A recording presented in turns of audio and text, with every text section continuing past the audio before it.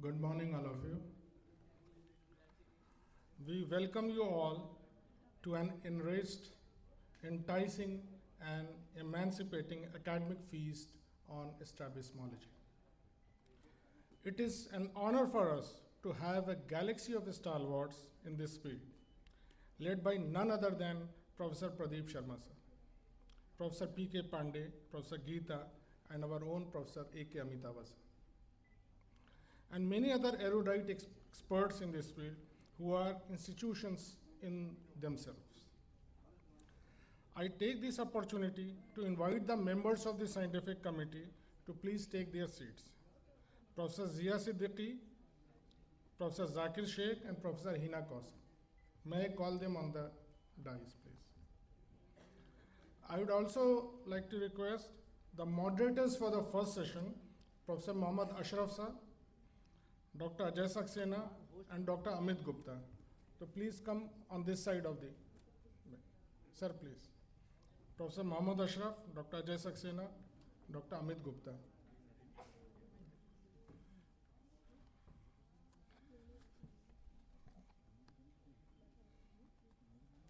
Our esteemed panelists, Dr. Muiz Shams sir, Dr. Anita Singhal, and Dr. Zishan Khan, please be seated on the front row. Dr. Raina, please come and carry forward the next proceeding. Thank you, sir.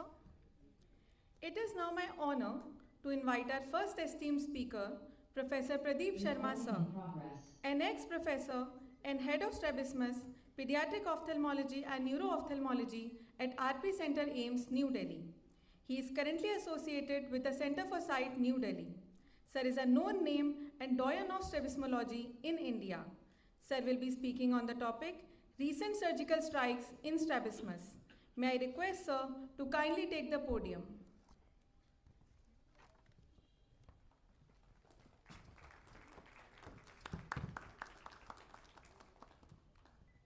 The entire proceeding is live on YouTube. You can connect. We have shared the link in all the cities. Welcome, sir.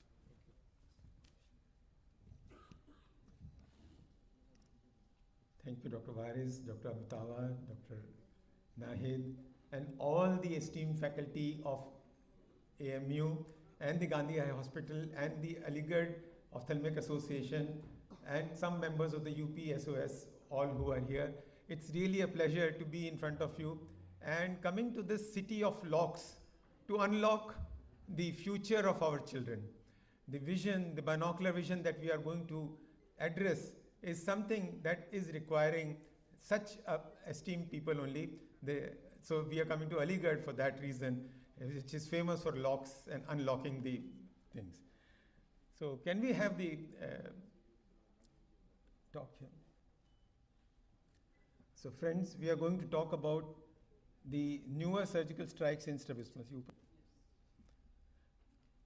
So strabismus surgery, as all of you know, is something which is very involving, but it's very gratifying. I always say next to cataract surgery, if anything in ophthalmology is gratifying, is strabismus surgery because it gives you instant results. The next day, the patient is going to be happy or unhappy depending on your prowess and work. So that is what we have, and the right-hand picture shows you that 40 years of AIIMS that I came out from the OT. This was the video which was there. We'll talk about it some other day. So what is new in strabismus surgery? Strabismus surgery is not just improving the cosmesis or the personality of a person, not just taking care of the diplopia, but basically to focus on binocular vision and stereopsis. I keep on impressing again and again, stereopsis is the new goal post, not only for the strabismologists, but for all ophthalmologists. It is not just 20/20 vision that you are striving for. It's not just having good vision, presbyopic correction and all that, but also that both the eyes function in alignment and restore the stereopsis and good fusion. So we are not just treating strabismus, we are restoring binocular vision and stereopsis. Why do I say that? This is a case example. A child who is born with straight eyes starts turning in esotropic at around 3 months of age. The father being Kenneth Wright. This is the illustrious child of that illustrious surgeon who sees the eyes turning in, corrects him at 6 months of age with full correction cycloplegically found, but still finds that the esotropia is there in the left eye, and so operates at the age of 6 months, and this child gets full stereopsis. This is one of the case examples how we can probably restore stereopsis in all children if we work in time. So the two key words I would like to impress upon is early and alignment. We have to strike early and we have to do a alignment perfectly. Just like in cricket we are fond of 6 weeks, 6 months, 6 years. Like sixers we are fond of. In ophthalmology, congenital cataract, 6 weeks we have to target, 6 months for infantile esotropia, and 6 years for intermittent exotropia. We need to find out and operate the squint within 1 year. And any squint or any refractive error should be taken care of by 6 years of age so that we restore binocular vision. Timing is everything.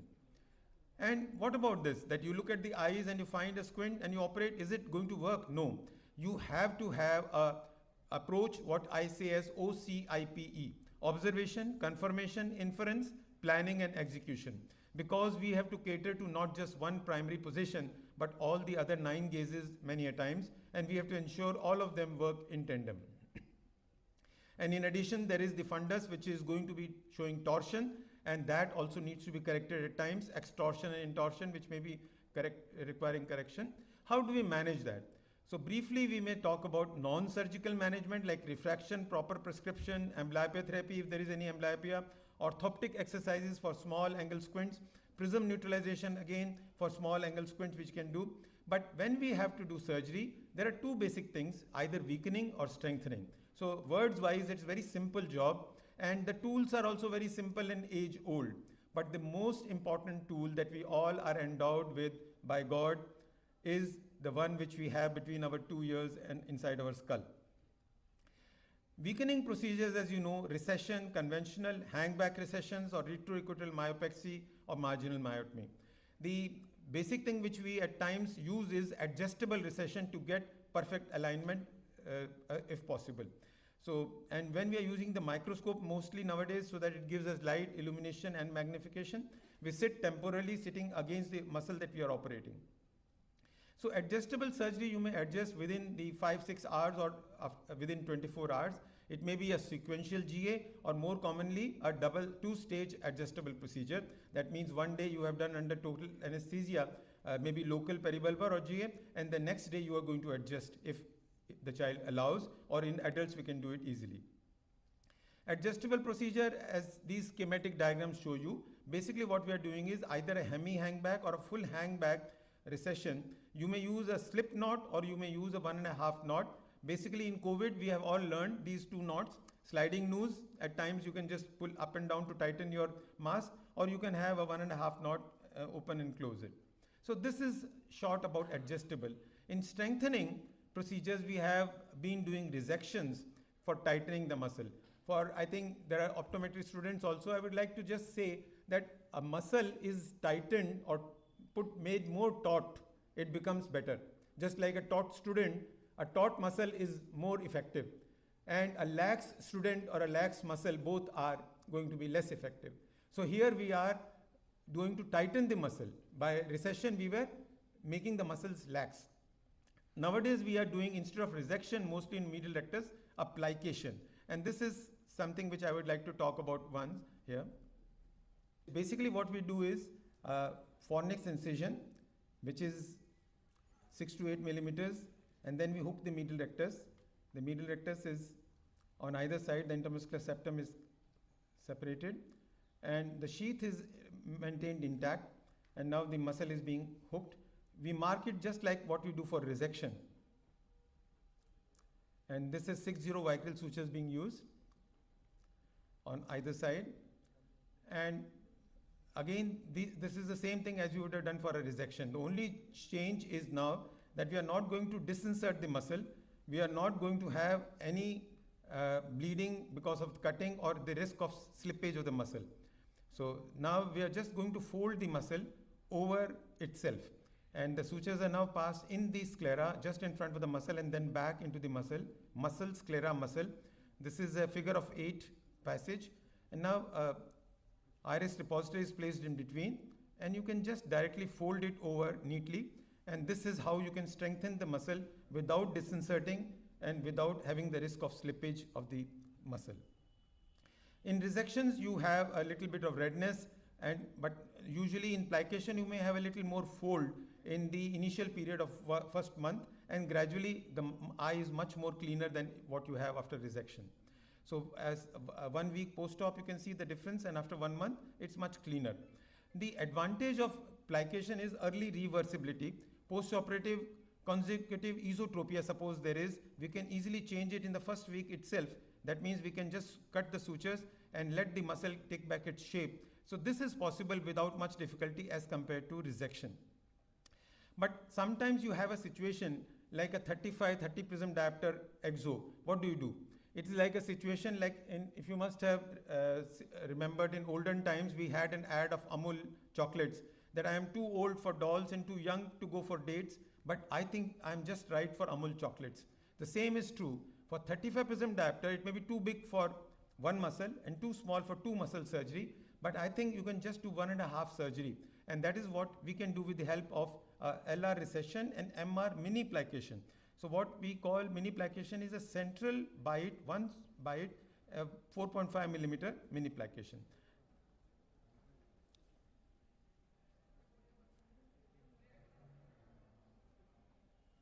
So a central mini plication, what you see here, again an inferonasal fornix thing is made. The muscle is separated in the same manner as we saw, but compared to the earlier bites, we are just going to take a one central bite, saving the vessels, and one central interlocking bite is passed, and then you take it in the sclera and then back into the muscle. So it's one single figure of 8 suture, and we fold it over itself. Now this gives us a tenting effect, which is about 10 prisms, and that is what is going to help us in correction of a in-between type of deviation. FDT should be checked and the conjunctiva is reposed.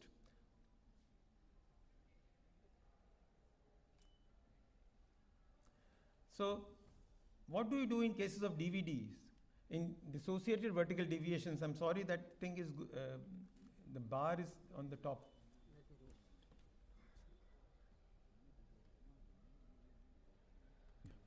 So in DVDs without inferior oblique overaction, what do we manage? As you have all strabismologists been aware of fact that whenever there is an inferior oblique overaction with DVD, we can easily do a anterior positioning, a total anterior positioning, and correct the DVD.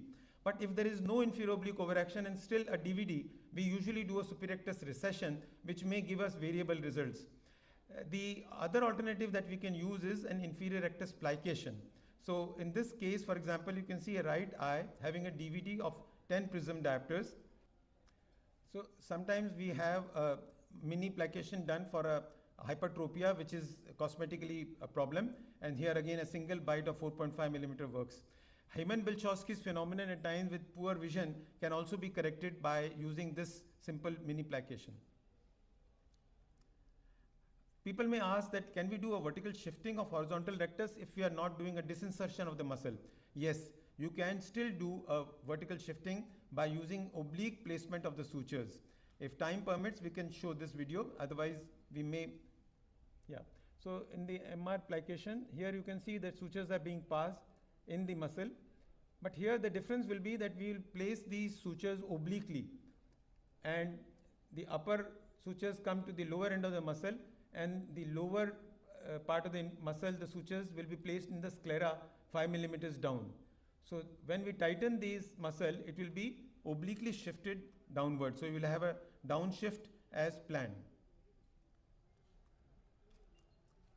So application we can do as required. Reinforced plication is the future for medial rectus resection surgeries if we are planning, and it gives us very good results, as we have talked about in all over the globe about this, that this is a very good surgery. It gives us no risk of ischemia, no risk of loss of muscle, and gives us an ability to do an adjustment. The other problem sometimes we face is a near distance disparity or divergence excess exo. How do we manage? If we correct for near, the distance gets overcorrected. If we correct for distance, the near is undercorrected. So how do we manage these cases? As you all know, near distance disparity can be for ESO in the form of convergence excess, and for EXO it can be divergence excess or convergence insufficiency. Now, if there is a divergence excess, we can do a lateral incompetence procedure by doing what we call as a Scott procedure. Now, what is a Scott procedure? I'll just talk about. So, one example, for example, in medial rectus, you may have been doing Farden suture on the medial rectus. Now, this child who has an esotropia, which is residual, bimedial recession has been done earlier, and she still has a head posture to either side. Why? Because she has a null in adduction. And if we want a full correction for the null, we need to do a Farden procedure. So in an operated medial rectus, doing a Farden may be more tricky or difficult. So one can do a Scott procedure, like in this case I did. And what I have done is a Scott procedure in which we are resecting the same muscle and recessing it differentially. And this gives us the control on both near and distance. So here is a schematic diagram of the Scott procedure, that when we are resecting the same muscle and then putting it on a recession, we can have a control. Similarly, for lateral rectus incompetence, we can do the Scott procedure on the lateral rectus. As you see the pre-op pictures and the post-op, both near and distance disparity have been corrected by resecting and recessing the lateral rectus. The amounts are going to be what we can control. If it is exactly x is equal to y, then it will be correcting only the lateral gaze. But if it is also requiring to correct a central primary position, we will do a x plus y recession. DVD is what's new. In DVD, superior rectus recession we can do with Y split. Now this Y split gives us another weakening effect, just like a Farden suture. So you may have been doing Y split for Duane's retraction syndrome, but now we are also having an alternative of doing a superior rectus recession with the Y split. This is a DVD pre-op and post-op after a superior rectus recession with a Y split. As far as the obliques are concerned, I have always been talking about avoiding IO myectomies and free superior oblique tenotomies. I say rather than having the wild animals obliques as considered as wild animals by people, shooting them, don't shoot them, just tame them. How can we do that? We can do recession and anterior-positioning procedures to control that. Now here you see a child having an ortho in the primary position, exo in the up gaze, and ESO in the down gaze. Why is it? Because there is a V pattern which is causing this. And this is, you can see there is an inferior oblique overaction in the adducting eye in the right eye as well as the left eye in adduction. So both the inferior obliques are overacting, and this is actually the cause of the V pattern. In such a case, when there is ortho in primary position, you need not do any horizontal muscle surgery. You just need to do a inferior oblique weakening procedure.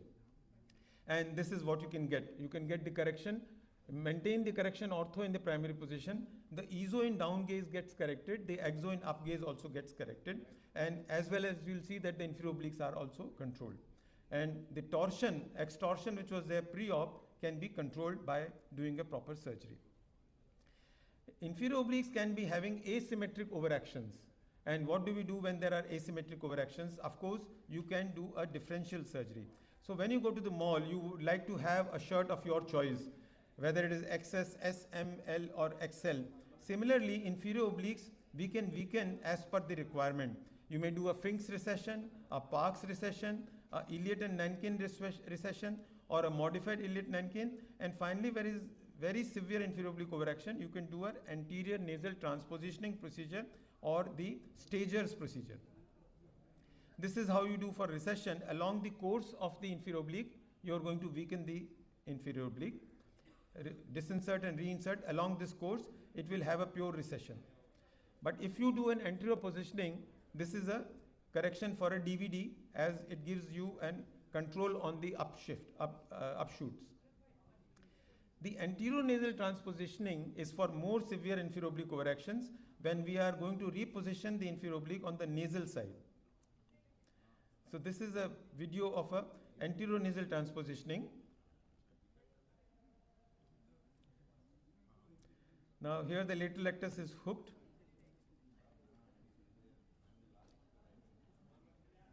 And as the assistant holds another hook, you can hook the inferior oblique, taking all the inferior oblique in your hook, ensuring the white triangle behind, and then splitting the intermuscular septum posterior to the inferior oblique.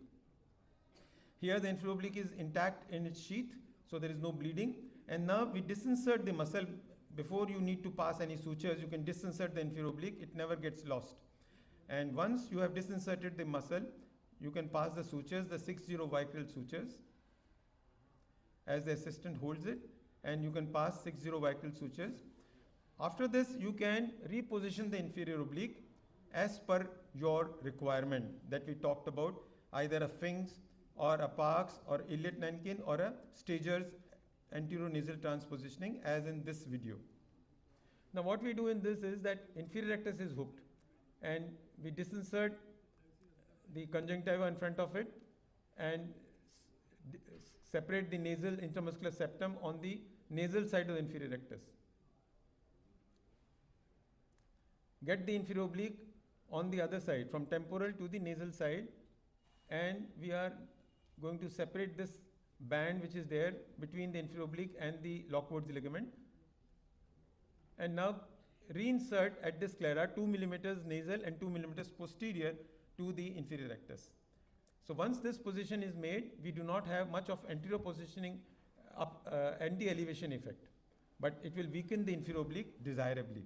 And this gives us 3+4+ inferior oblique overaction correction very nicely. So this is the advantage of anteronasal transpositioning. What do we do for superior oblique procedures? So superior oblique weakening, we can do tenotomy, tenectomy, Z or L tenotomies, but as you can see, I usually avoid doing free tenotomies and tenectomies.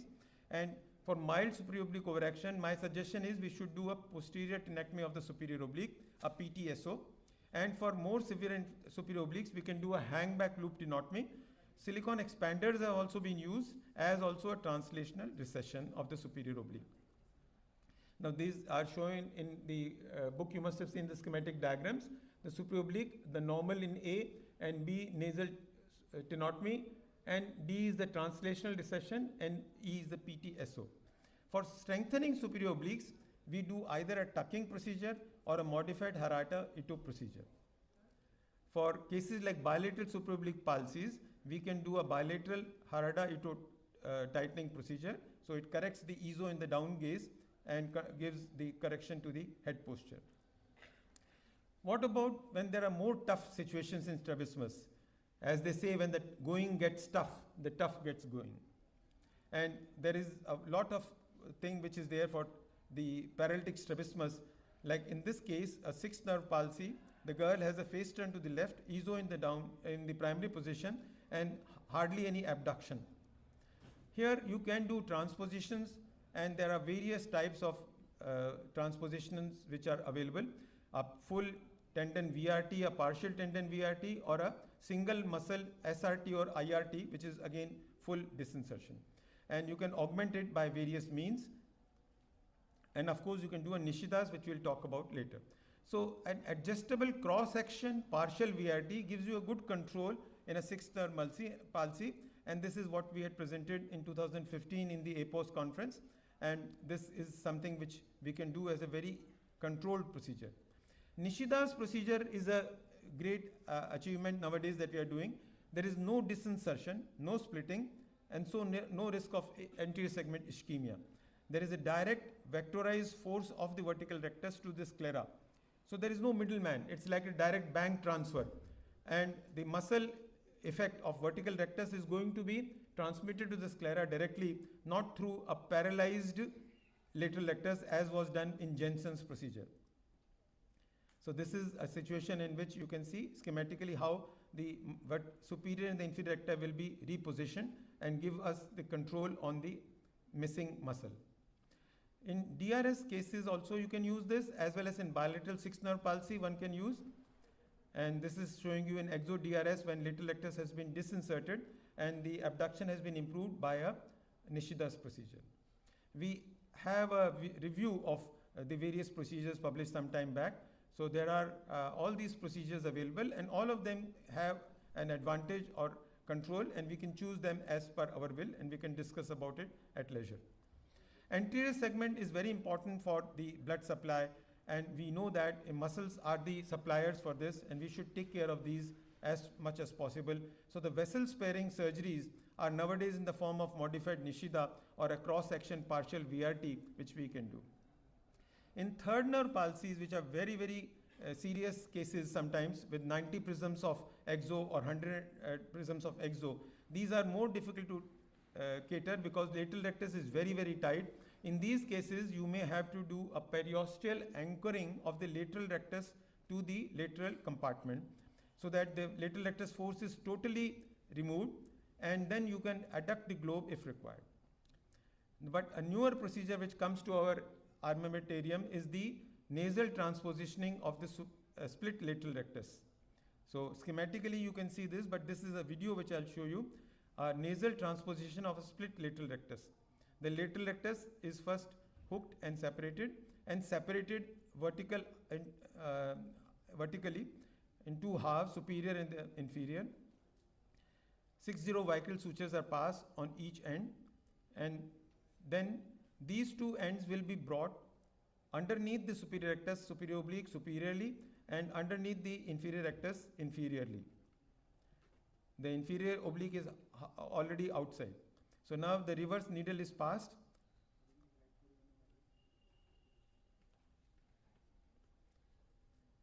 So on either side you pass these reverse needles and get the lateral rectus ends on the medial side.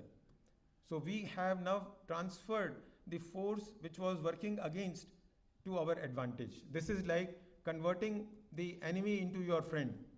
And at times, I think, as we know, in diplomacy, this has to be done in order to survive or to do the best possible results. So here the nasal transpositioning has been done. The lateral rectus is now stitched in the medial rectus which was not functioning. We don't have to disinsert the medial rectus. At times we can plicate it to get more effect.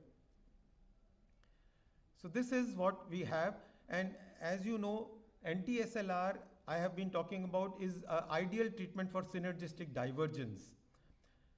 Sometimes we have cases in which there is more hypertrophy and a third nerve palsy. We have to again choose differential surgery, and sometimes we can do a full tendon transposition or inferiorly without splitting of the lateral rectus, like in this case. With depression deficit, if the inferior division third nerve is paralytic, you can do either an inverse NAPS procedure, like in this girl. But finally, to this surgical strike that is of a myopia. And my next speaker is going to talk about myopia management of a different kind. Here, the myopic strabismus fixus, I would like to share with you. If there is such a situation in which the eyes are totally hidden, it's about 120 or 150 prisms of EZO. Both the eyes are, but it's neither lateral rectus palsy of either eye. It is because the lateral rectus have slipped below, as has been shown by Yokoyama's coronal skiograms. If you do a coronal view, then you can see the superior rectus, inferior rectus are nasalized, and the lateral rectus is in the inferior compartment. The angle between the superior rectus and the lateral rectus is not 90, but more than 120. It's an obtuse angle. Now, this is a situation in which without sixth nerve palsy, you can have a loss of lateral rectus function. This is like a deviated person. He may be deviated, and although he is otherwise fully bodied, he cannot function. We just need to reposition him. Same way, we have to reposition the lateral rectus and superior rectus in the superior-temporal quadrant. The change that we are talking about nowadays is that we don't have to pass scleral bites, and we may sometimes not have to do even MR recession. In this case, FDT was tight, so we've done MR recessions and a bilateral superior rectus, lateral rectus myopexy, and you can see from 120 prisms EZO, the eyes are now straight. Now this is what we can achieve, and this is the video that I would like to share finally, an SR-LR loop myopexy. In the superior temporal fornix, incision is made, the lateral rectus is hooked and dissected, but we are not disinserting, mind you. We have to just dissect on either side and pass the sutures. These are non-absorbable 5-0 ethibond. So one half is passed on the lateral rectus. Similarly, the superior rectus is going to be hooked, again disinserted. Important that the nasal fibers are freed so that the superior rectus can be easily displaced temporally. And 8 millimeters again from the insertion, the 5-0 bond sutures are passed. So now we have two sutures, one on the superior rectus, one on the lateral rectus. What we need to get the two to come close, just like in a wedlock, we tie the knot between the superior rectus and the lateral rectus and have a happy marriage of lateral rectus and superior rectus and have a harmonious relationship between them. And that corrects both the elevation as well as the abduction. And that is what you saw in the result, that the EZO, which was so markedly there. See, we haven't disinserted the lateral rectus, we haven't disinserted the superior rectus, we have just tied the sutures and brought them closer so that the forces are vectorized in the required direction.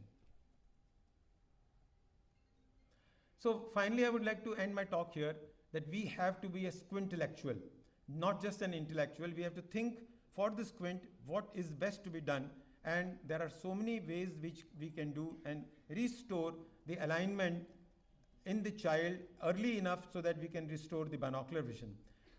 This is the video that was there at the send-off. This is something which we get when we work for long years at an institution like all of you are doing at AMU, and it's a pleasure to be with all of you sharing this glory that comes to all of us. Thank you all. With folded hands, I would like to thank you all once again for. Sorry for the glitches in between. Thank you. Thank you, sir, for your enlightening talk. I think it is an honor.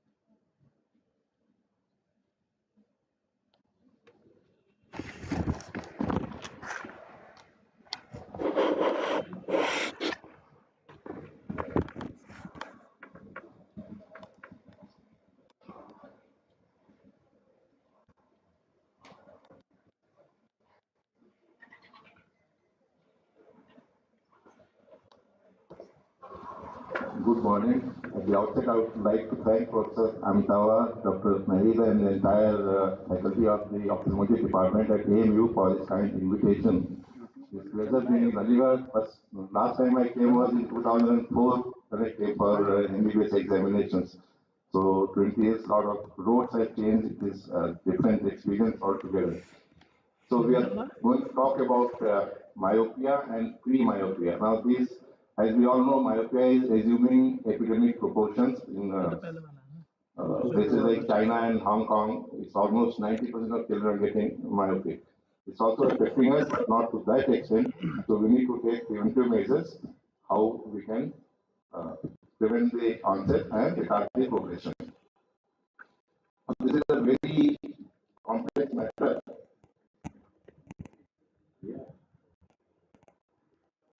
Now, if you look at evolution, animal life came into ocean. We were in darkness, and the refractive difference between the water and cornea was different. When it came to the surface, the air cornea refractive index changed. So, in a way, you can say the eye became myopic. But a lot of other things also happened.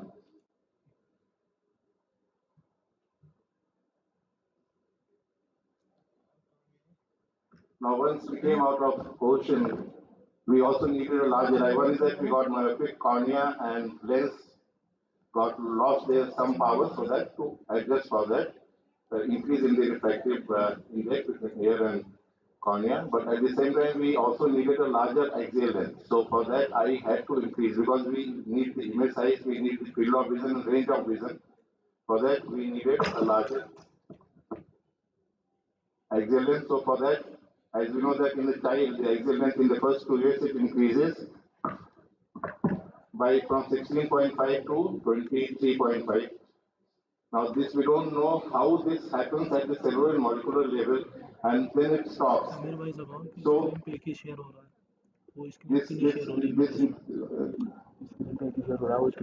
and we also need a larger pupils and more depth of focus for better light vision. So all these new concepts which came in made us the eye go for e-metropization. As you know, myopia is a global challenge. Incidence of and prevalence are rising exponentially. By 2050, almost half of the population is projected to be myopic. Prevalence of high myopia is also projected to rise in about 20%, from present 1 to 2%, which is going to about 1 billion, which is going to be a major burden on healthcare facilities. So we are at the cusp of a myopia epidemic. Preventive measures are crucial and important. Now, IMI was formed with this in mind. IMI was, that is International Myopia Institute, was formed in 2015, and this gave a classification which we all know. I'm not going to the detail. That myopia is a condition in which the ACR is about minus 0.5 or more. Then you have low myopia from 0.5 to 6, high myopia from more than 6 diopters, and pathological myopia with all other changes which could be there, which we all know. You also have myopic macular degeneration, diffuse fatty macular atrophy without lacular cracks, Brooks membrane defects, and CNV and Phipps spots. So all this will happen, and Dr. Pradeep has already told us about Phipps's. So all these things will happen if we don't look at this myopia epidemic, and if high myopia and pathological myopia is allowed to set in. Now, what is pre-myopia? One is that there is myopia, one is what is before myopia. If we can identify that and treat that, this would be a major preventive and prophylactic measure. So, IMI is defined pre-myopia as diffraction between plus 0.75 and minus 0.5. And other quantitative risk factors like age, parental myopia provide sufficient likelihood of future development of myopia to merit intervention. So, not every child which is between this may not need intervention. But if there are other risk factors, this may call for intervention. So this is a very difficult matter, no consensus on this, which ones to intervene and which ones not to intervene. I think with passage of time, we will understand better what needs to be treated in pre-myopia and what needs to be followed up. Now, identifying the pre-myo. prevalence may be up to maybe 50% depending upon the population. And because anybody who is not a myope and not a high hypermetrope will fall in this category. So it's going to be a big number. Tremendously, if there is one latent myopic, the risk is up by 25%. The visual environment is important. Outdoor activities less than 90 minutes per day or more than 3 hours of new work outside school. These would be good factors, which may be risk factors. And if the hyperopic reserve is less than plus 0.75 at the age of 6 to 7 years, and if there is, that is about 1.5 racks for us. So if the hyperopia is less than this, it calls for little vigilance and care. Or if the child is losing more than 0.5 diopters in 1 year. So these are markers that this may end up for myopia. Now other indicators could be high ACY ratio, accommodative lag, and accommodative retention, and intermittent exotropia. So these myopes may also go for intermittent exotropia and vice versa. Now this e-metropization is, again, as we said, it's a very complex matter. We don't understand everything. We in fact understand very little about e-metropization. And what is like visual signals relating to retinal defocus, both myopic and hyperopic, regulate eye growth, identifying components of these pathways offers novel therapeutic modalities. Afferent arm is in peripheral retina, efferent arm is poorly understood. Atropine affects eye growth through muscarinic, non-muscarinic actions. Retinal dopamine, retinoic acid, and nitric oxide would likely be involved. So we don't understand much about what actually is happening.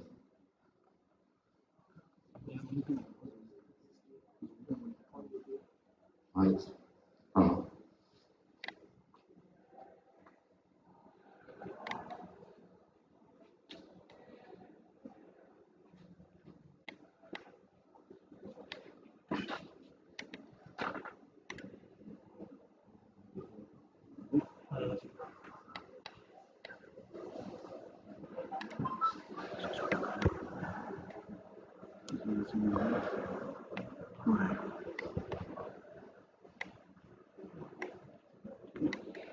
We were talking about workers, how this e-metropization is taking place. We don't understand vast majority of it. Now these are neurotransmitters which are also important in cerebral axial length growth, like dopamine, 5-HT, GABA, glutamate, and tyrosine, acetylcholine, and melatonin.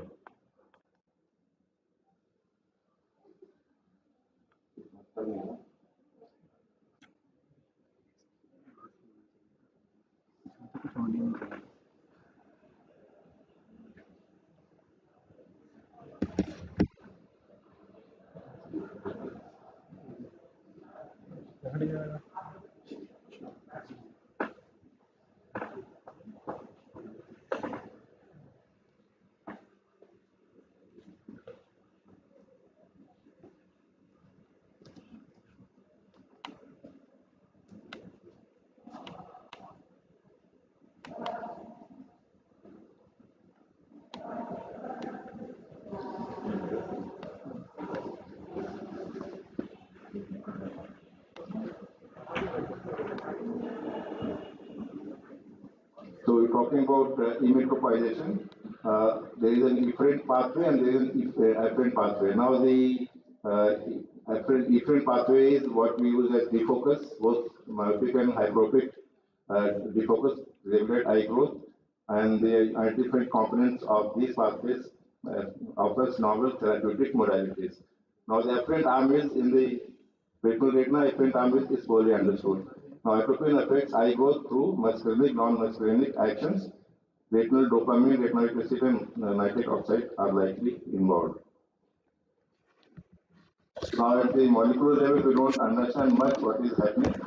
There is a complex interplay of neurotransmitters, hormones, and intracellular signaling pathways. High intensity light stimulates dopamine release, which activates neural fibroblast receptors to inhibit ERK signaling. Acetylcholine potentiates growth via M4 receptor mediated D1 like DA signaling, and cyclic AMP inhibition is there for scleral fibroblasts. So these are complex pathways at the molecular and cellular level, which we don't understand much, but I think slowly as time passes, our understanding will be better on these counts. These are the neurotransmitters which have been blamed for in myopia: serotonin and melatonin and the dopamine mainly. And hormones also, like we know that if there is a growth hormone therapy for some child, their myopia tends to grow. So hormones are also important from anti-pituitary, insulin and glucagon and vitamin D role. So these things and prostaglandins, these are all important and need to be evaluated in future. Now there is different several signaling pathways which are pivotal in scleral modeling and ECM synthesis, like MARC, ERK, ATP, TGF-beta and beta-catenin and cyclic AMP and NMP2. These are different things which are, I think, evolving and we will have better understanding in future. Now, same refraction at at particular age is not always important. So with age, this will also change. So at the age of 6 years and they say at the age of 11 years, this will be different. So that is what is this process of emetropization. So a child which is 6 years old and a child which is 11-year-old, their risk factors for pre-myopia will be different. So child who is 6 years old, 0.75 may be okay, but 11-year-old child, if it is, it should be 0.00. So that way we have to see these are data from foreign studies. In Indian parameters, I think we need to work them out. Now, atropine has been studied extensively, as we all know. Now, how does it do this affect axial elongation? Atropine may trigger amacrine cells to release dopamine, may lower scleral fibroblast activity and decrease the synthesis of glycosaminoglycans, may improve choroidal microcirculation and scleral hypoxia. I think this is most important pathway probably, and may increment amylosynthesis, may inhibit HIF-1A signaling.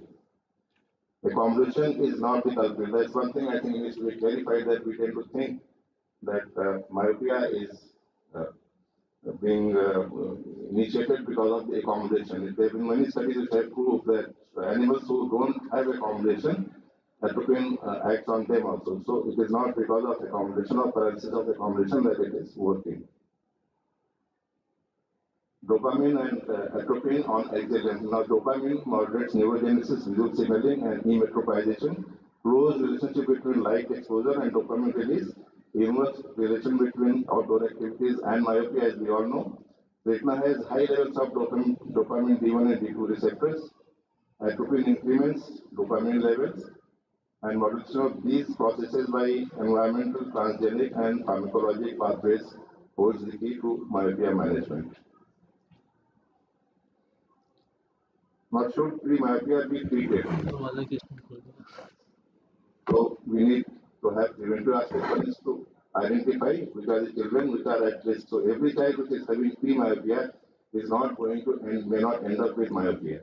So important to look at the risk factors, and these need to be seen in the light of outdoor activities, classroom lighting levels, less near work, parental myopia is a risk factor. ACY ratio, axial length, variable refraction are poor markers. Now the interventions could be preventive, as we said, how much outdoor time, how much near work. There is no absolute understanding on these parameters. They have been basically transferred from myopia studies and they have been translated to pre-myopia, that same things almost, but we don't know how much is the optimum time for near work and outdoor activities for pre-myopia. Low concentration atropine eye drops have been tried, but we need to know dose and timelines. Myopia controlled spectacles, not very practical because these children are not myope as such, so they are not reading glasses, but they have been trials and they have also been used.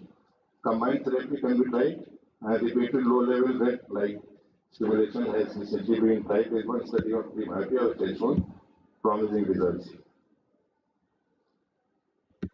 So therapeutic options are atropine 0.01 to 0.05%.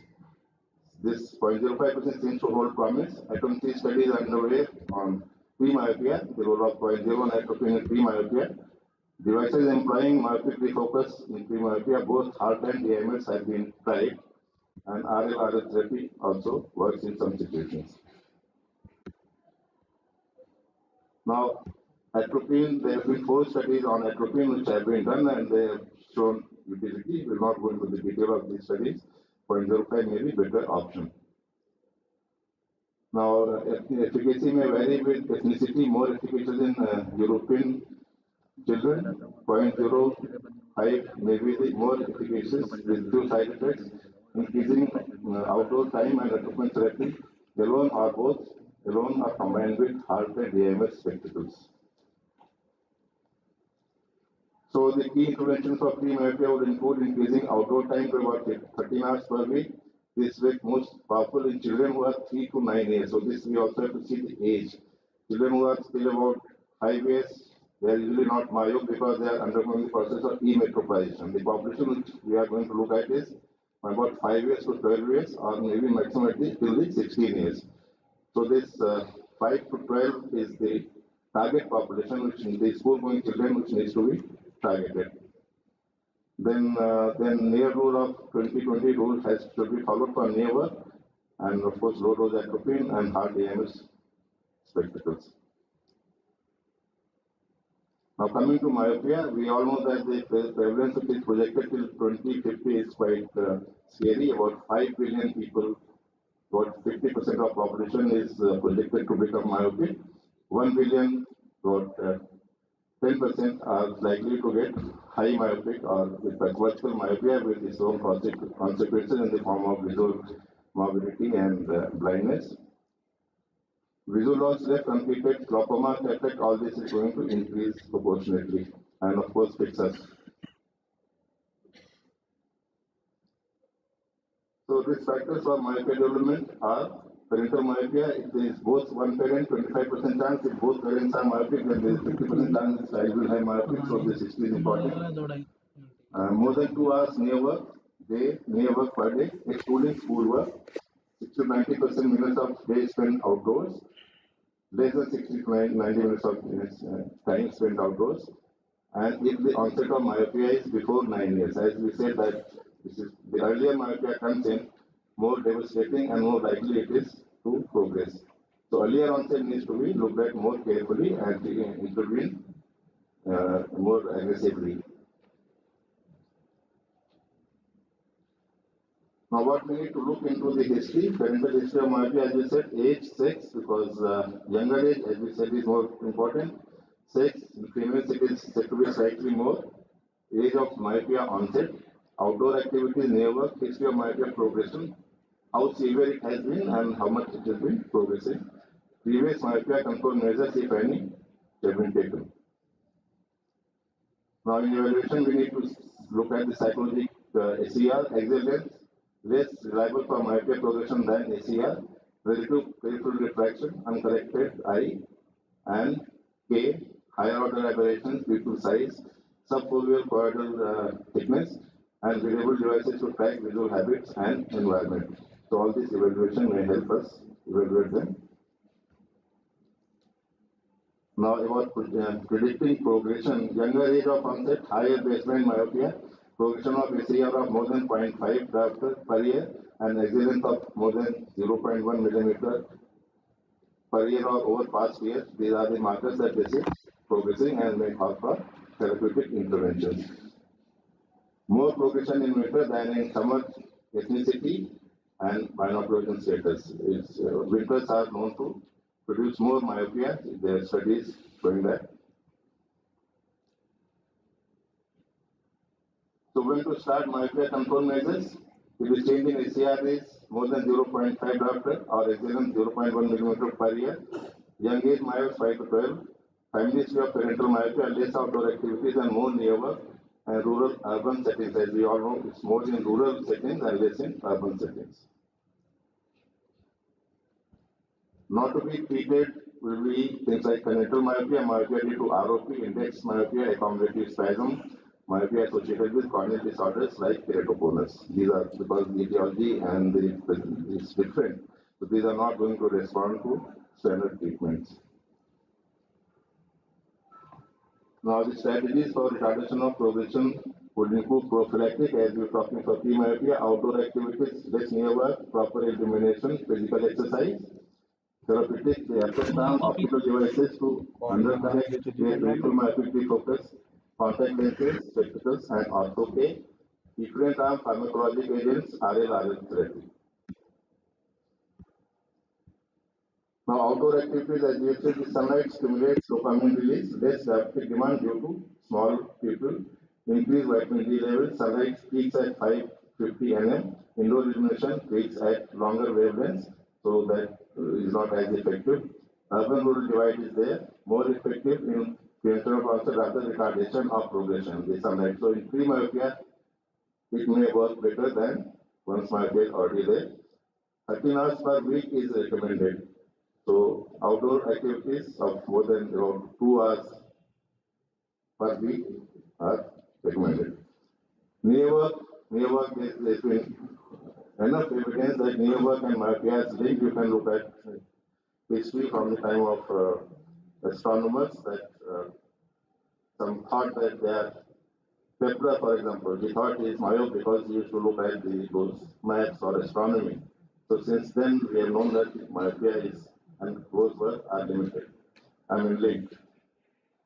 So there is evidence in Eskimo children, there is evidence in Jewish children, and there is more accommodative like in myopia. Accommodation is not the culprit at the same time.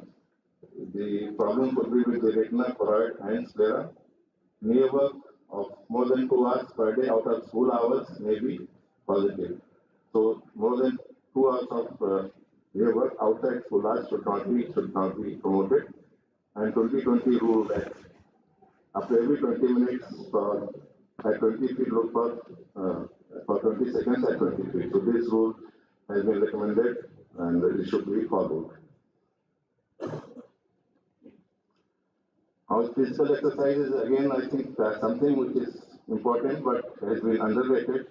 I think there is an increased dopamine release with exercise. Outdoor exercise is obviously more effective because you are in the open and useful in children of 6 to 12 years old. So more than 3 hours per week is recommended. Now, if you look at the therapeutic modalities, of course, high atropine, high dose atropine drops have been used since 1960s, 70s. By high dose, we mean 1%, 0.5%, and 0.1%. In 1989, Indian et al. The first randomized placebo-controlled trial on 1% atropine eye drops, cyclopentodate, and placebo found 1% atropine to be effective.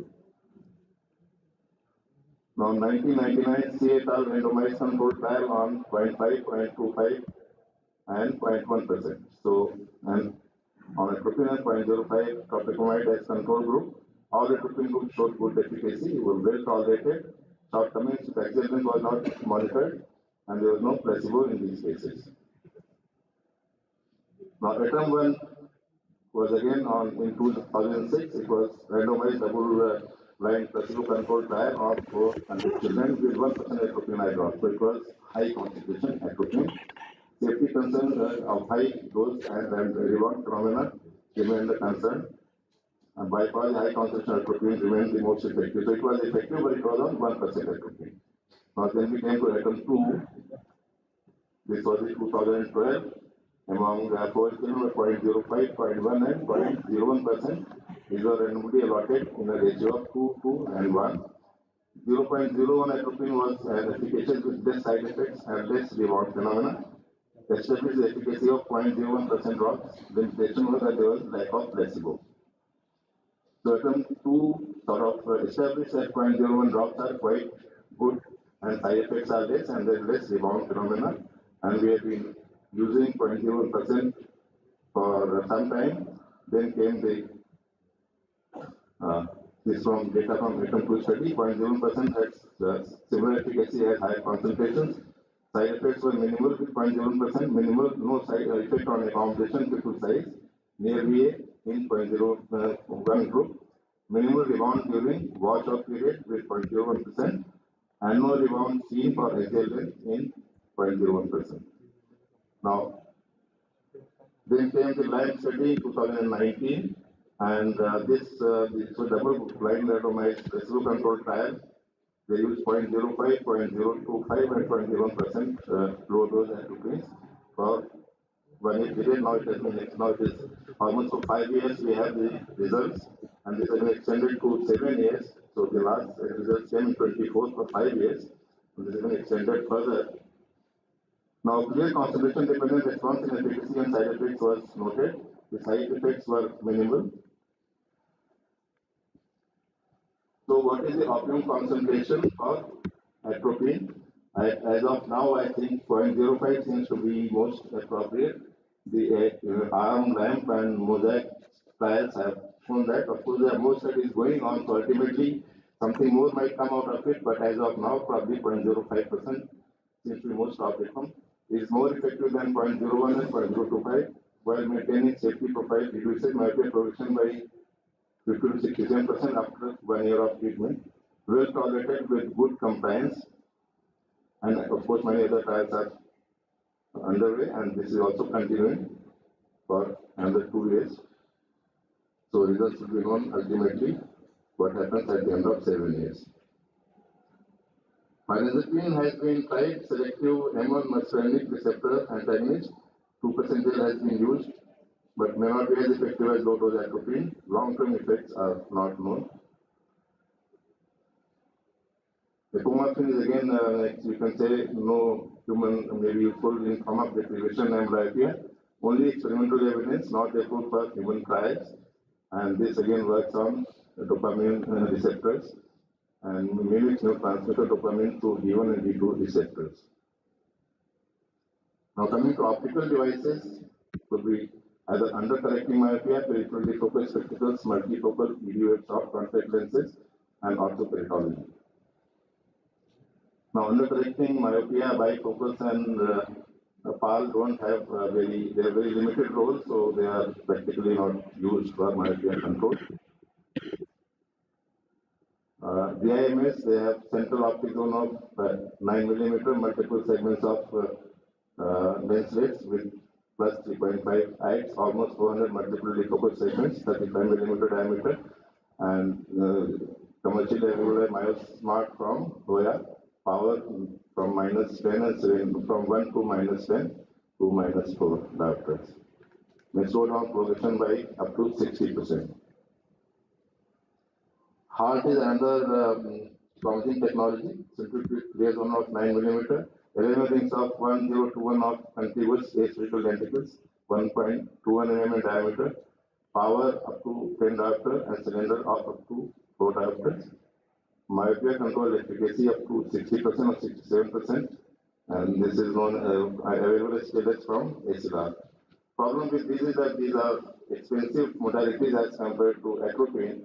So the results may be accordingly to some extent skewed, we don't know, because there could be a conflict of interest.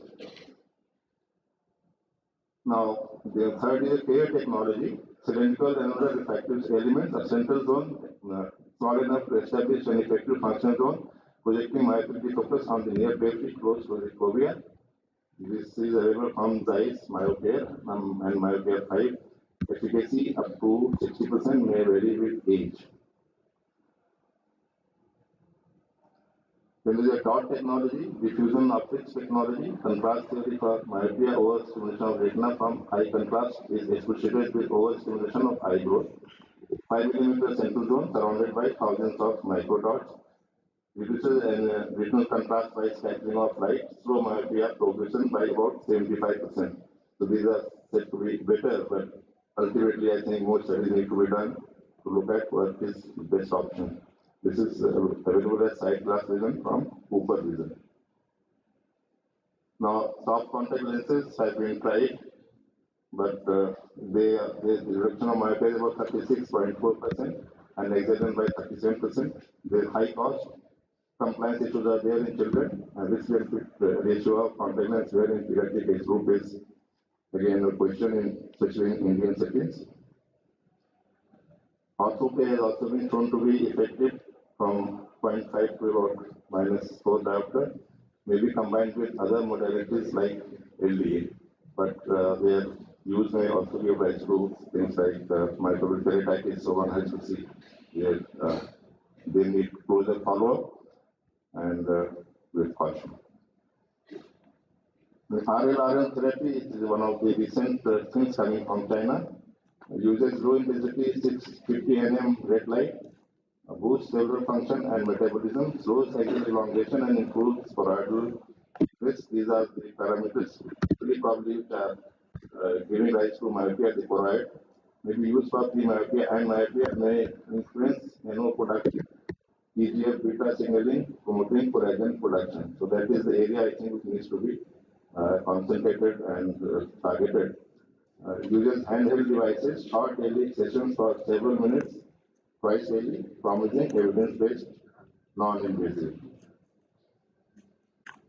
Now the future questions are understanding pre-myopia and myopia at clinical, cellular and molecular level, what, when to treat, age, options and optimum dose, mode of action of antimuscarinic drugs, duration of treatment up to what age, potential rebound phenomena, age at which therapy can be stopped, and fine-tuning prevention and therapeutic modalities. Thank you.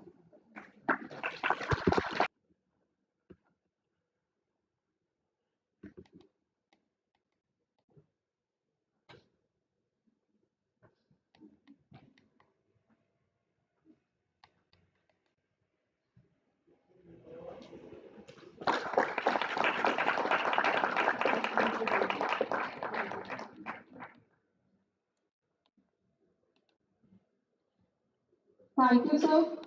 Thank you, sir, for doing the honors.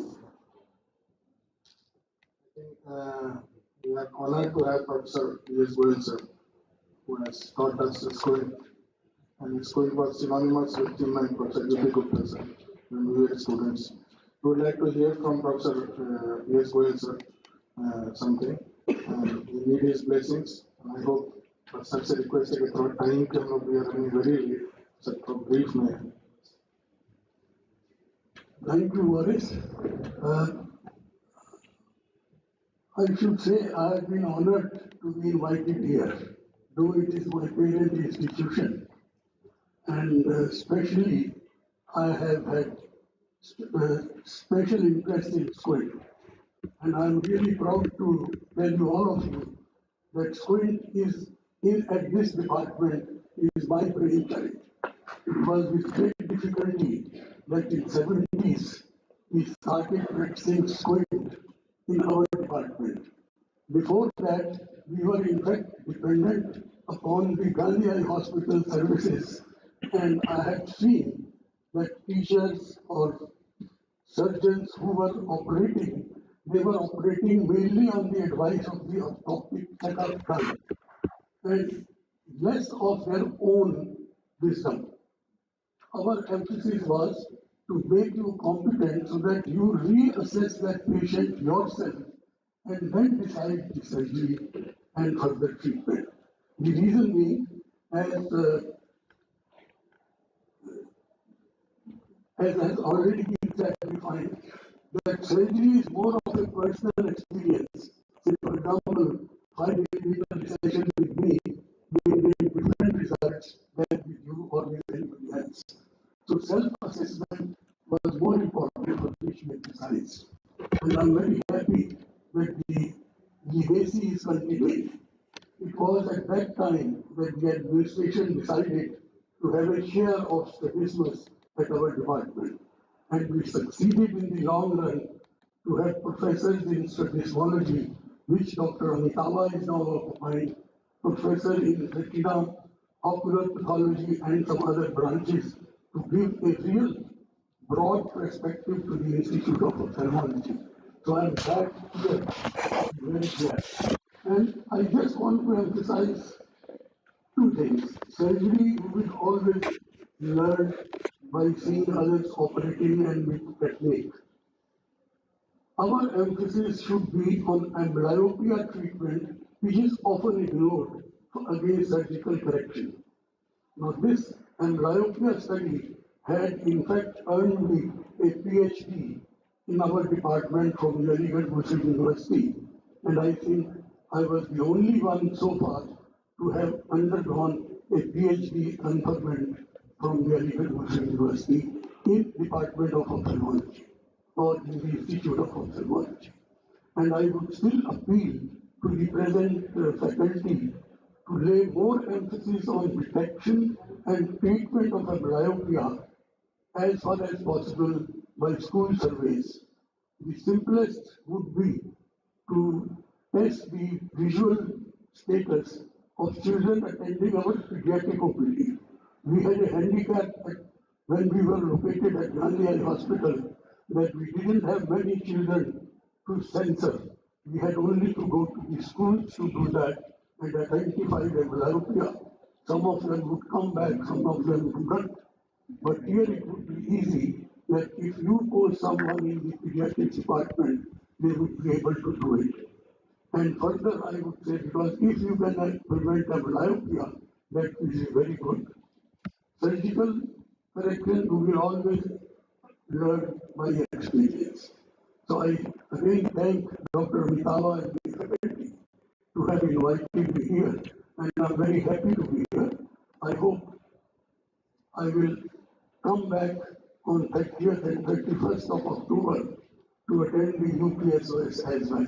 Thank you very much.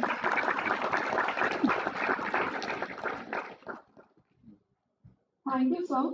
With that, we conclude our first scientific session. Now we will be proceeding for a 5-minute short tea break, and I would like to request everyone to proceed for refreshments outside the hall. Kindly note that the second session of the scientific program will start immediately after the break. Also, we are running late, so please try to have your refreshments as fast as possible. Thank you.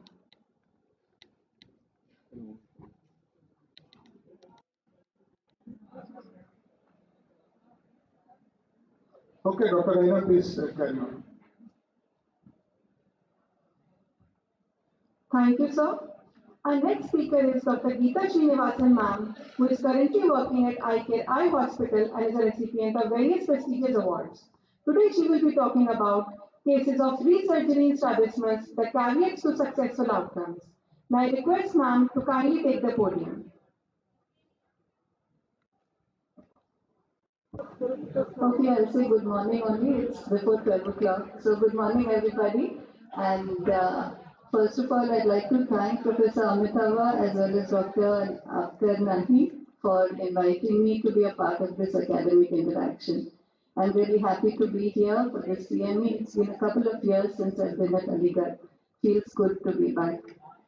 So today I shall be discussing about strabismus resurgery and the caveats to successful outcomes in resurgery.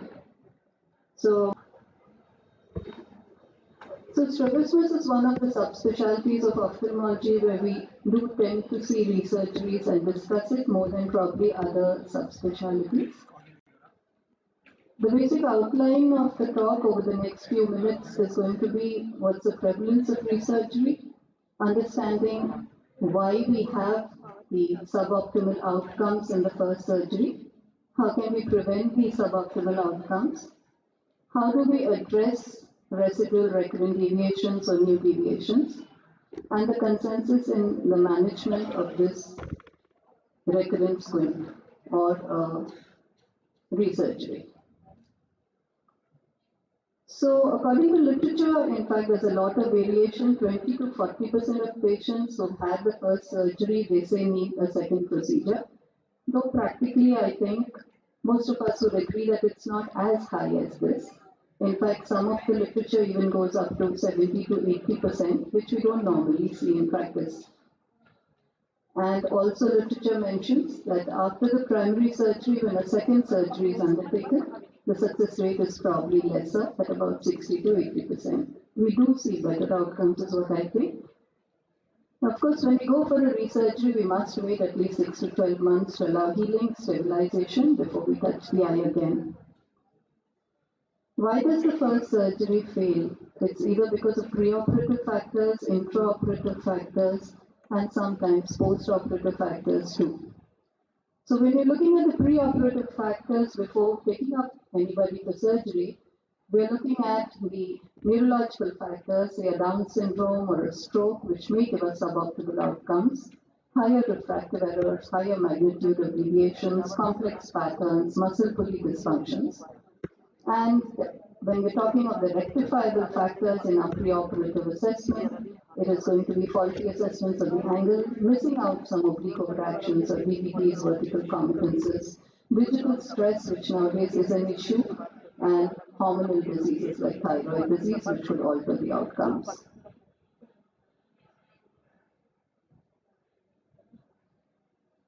Sorry about it.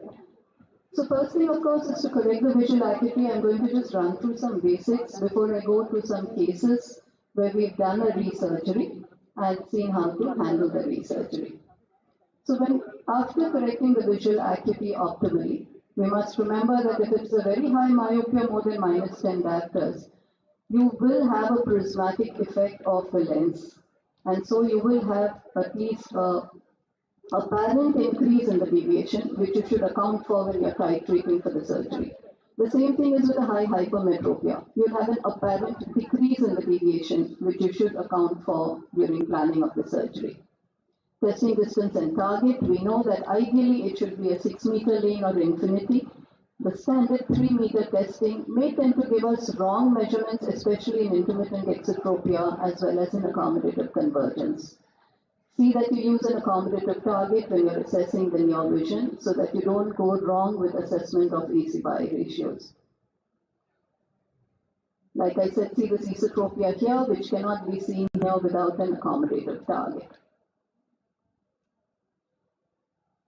When we're looking, say, at an esotropia like this, see that you don't miss out on incompetences. See the absence of abduction here as against this. See the change in the palpebral fissure here as against this. All of this will help us in planning our surgeries.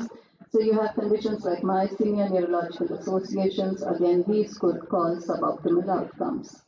Titration error, don't rush for surgery. Have at least 2 or 3 measurements which are reliable before you go in for surgery. Like this child who had a pseudo-ESO as well as an ESO wouldn't show us for a bit before we took him up for surgery for the true esotropia component. Prismatic titrations. When we're looking at titrations, don't just add them as 30 plus 30, 60. This is for the people who are learning here, just going through some basics. The actual deviation is 66. So similarly, go look at the nomograms and take your call for the surgical decision. Place your prisms properly when you're assessing, utilize the horizontal before the vertical deviations. And of course, this is something acquired recently which helps in large angle deviations. So every single error in the step of management and assessment leads to a gross final error in correction of the strabismus. And both intra, preoperative, and postoperative factors are important.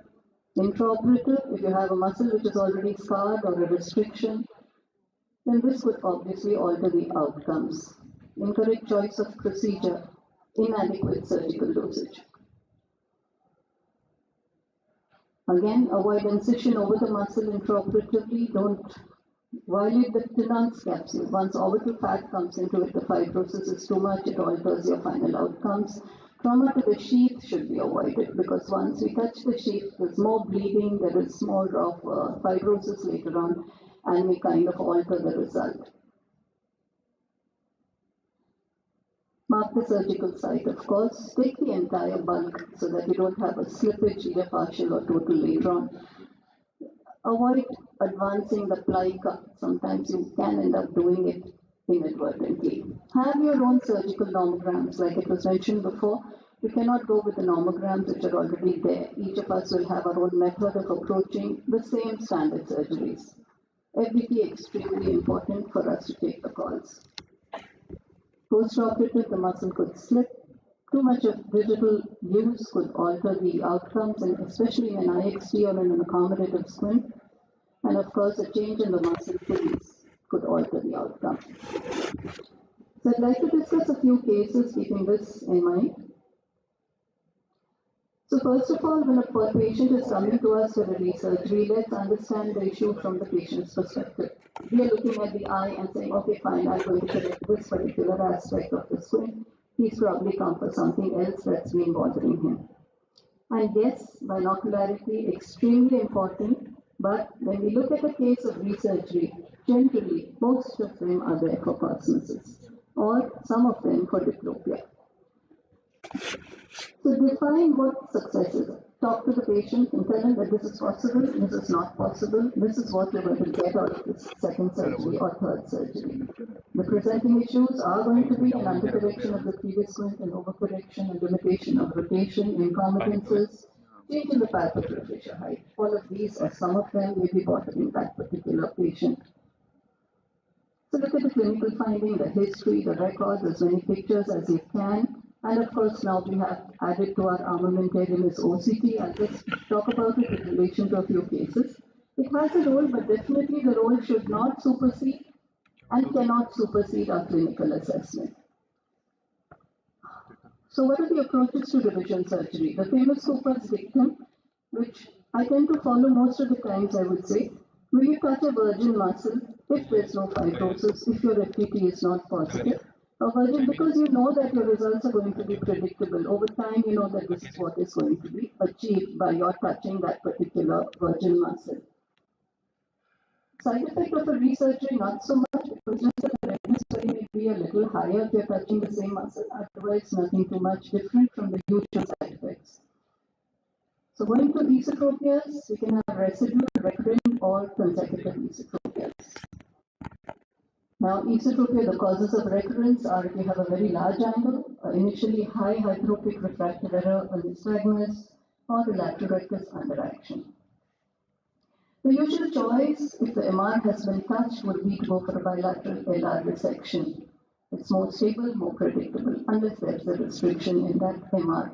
Or you do a fellow eye RNR surgery, conventional. This is a partially accommodative esotropia here, as you can see.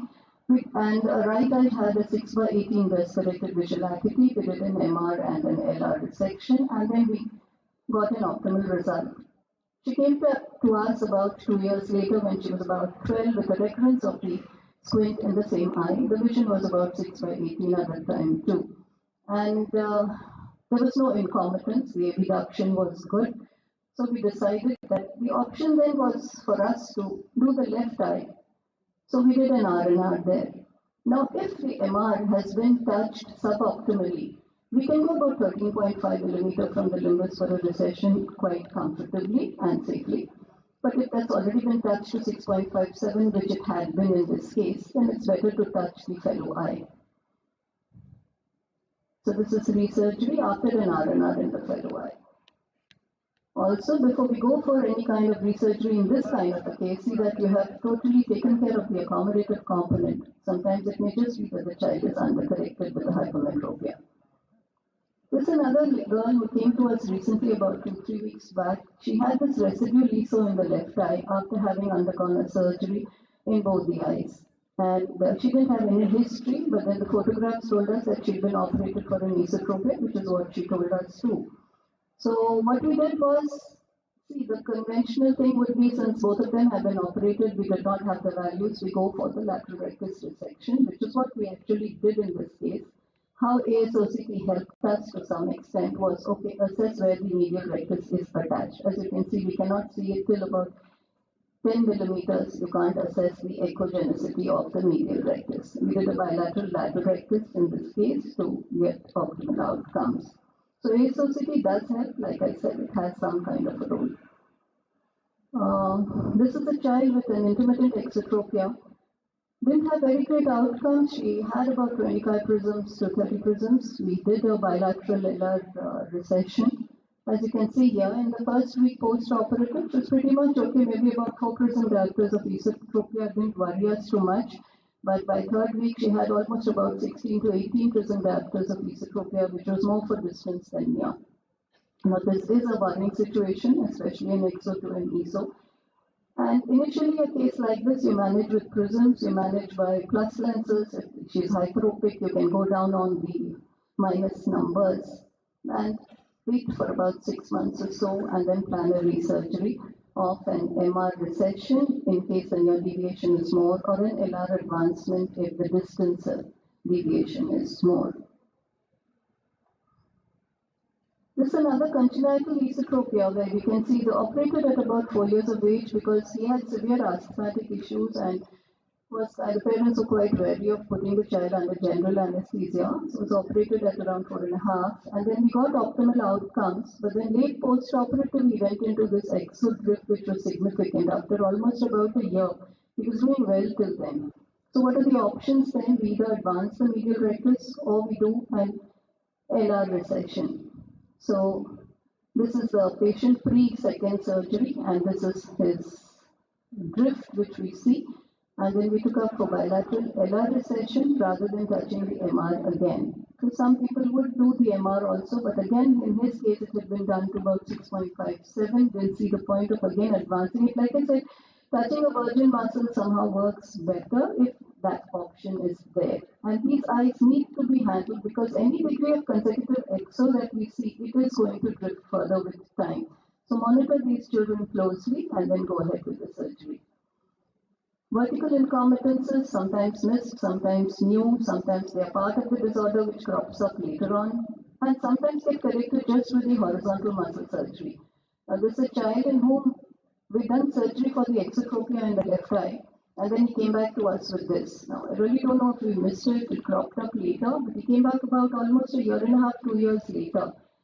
Then we operated for the DVD and got the optimal outcomes, but probably had been missed from our side.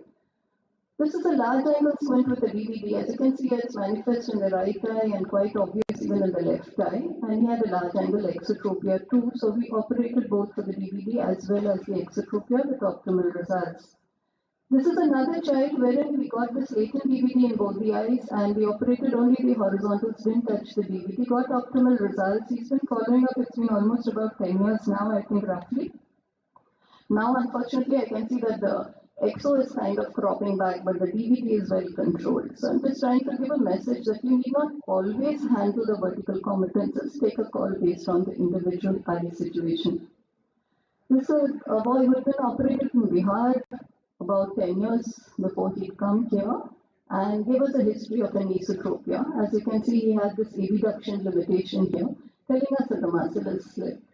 So this was pre-ASOCT days, and obviously then the logical thing would be to do an MR advancement with an LR recession, which we did to get decent outcomes. So just to give a brief about the ASOCT, where it helps us, where we can identify where the muscle is, and this can kind of give you a clue as to what you would like to do intraoperatively, though you may still need to change it based on the fibrosis and the FPT and things like that. So we did this in 30 patients who were operated in our center, and we found that there's a good concordance between what we see intraoperatively and what we see preoperatively in virgin muscles. And there was another study which was published recently, this was from the PGI group, where they said that MR, there's a concordance of 100% between pre-op ASOCT and the intraoperative one. And in LR, probably a little less, which is what we also found in our group. Residual exotropia, another patient would come to us. Again, it's been a while, 2010, because more than about 15 years now. And then he told us he'd been operated on in his right eye, and the right eye was the one which was drifting, which had 6/9 vision. So didn't see too much of conjunctival scarring actually. So I said, okay, fine. Then we take up the left eye, and when I opened here, I found that the LR had been recessed almost 10-12 millimeters. So I knew I'd made a judgment call which was wrong. Then we operated on the fellow eye to get optimal outcomes. But just saying, this may be one of those things because the scarring was really not visible to us. So this is a gentleman we operated recently. He's about 65, very keen on surgery for his exotropia. Did the surgery and within a few days found that he went into a slight esotropia within 2-3 days. And there was an abduction limitation. So, and he had a diplopia, which was significant. And diplopia was only for distance, and the deviation for distance was more than near. So I went in again, and then I advanced the lateral rectus a little bit, though I found there was no slippage at all. I just did a bit of an advancement, and though even post-op he had a little bit of an abduction limitation here, his diplopia was resolved, which was quite gratifying. Otherwise it would have been an issue. So this is a situation we could probably have avoided by probably titrating our doses a little better. Scar tissue, this is not from my case, this is from probably Dr. Beamer's, I'm not too sure, just wanted to get across the point that if we encounter scar tissue, we obviously have to cut it off and then handle the muscle or the tendon as needed. One resurgence of a novel procedure, in fact, Dr. Amitava also has got one publication about this procedure. This is muscle transposition, what they're calling as true muscle transposition as a transplantation as against transposition. Where you take the resected part of the muscle here, this is your muscle which you're resecting, and then you're attaching it to the muscle which you're recessing. And you get corrections of about 4 prism diopters for each millimeter of muscle which you're attaching. So, published way back in JPOS by Amitava et al., there are 3 cases of ESO where they reported good results, and then we have it in larger numbers these days, published by other groups. This is a good surgery which I wanted to really get across because its learning curve is not too much, and it's something we should be aware of. So this is a recurrent exotropia in about a 25-year-old patient who came to us. He had about maybe 20 prisms or so. And he had been operated for exotropia in the left eye, had a vision of 6 by 24 parts. We obviously did not want to touch the other eye unless actually needed. So we went ahead and did this transplantation procedure where we took a part of the medial rectus and resected it out. You can see the fibrous lateral rectus here. We attached that to the lateral rectus to give us the results. More bleeding, and of course you need to take care of the stump which you are dissecting out, put it in saline, maintain its vitality, and then attach it. And this is the post-op result, and he's been maintaining it for a while now and doing well. And there's no incompetence even after you kind of recess so much. So that's all right. And this is another large angle exotropia, as you can see, with the severe amblyopia, where we did the same procedure and got reasonably all right results. So we do have nomograms which do help us. Of course, if we do more cases, we can identify our own nomograms. We get good orthoptic alignment and a good increase in the binocularity and the binocular field. We can add it to the surgical armamentarium. I've done it essentially in cases where there is an amblyopic eye. There are people who are doing it even with normal vision, children, and resurgeries with transplantations too.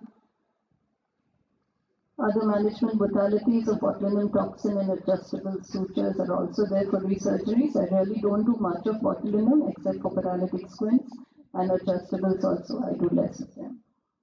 So what are the caveats to avoid a resurgery? Select your patient appropriately. Don't make very grandiose kind of commitments as to what you could deliver because it's an eye which has been touched before. See that the vision, the timing, the cooperation of the patient determine your decision. Detect the patterns, detect the DVDs, see the neurological defects, have multiple measurements before you go in, and of course address amblyopia if you can. The larger the deviation, obviously the results probably we need to tone it down a bit, maybe, and see the more the long-standing, more the fibrosis, the more challenging because of the scarring. So I think with this I'd like to end and say thank you for a patient hearing. Thank you, Dr. Geeta, for your music talk, and you respected the time, and that shows your army background. Because of shortage of time, actually, we wanted to hear more from you and ask so many questions. But thank you again. So nice.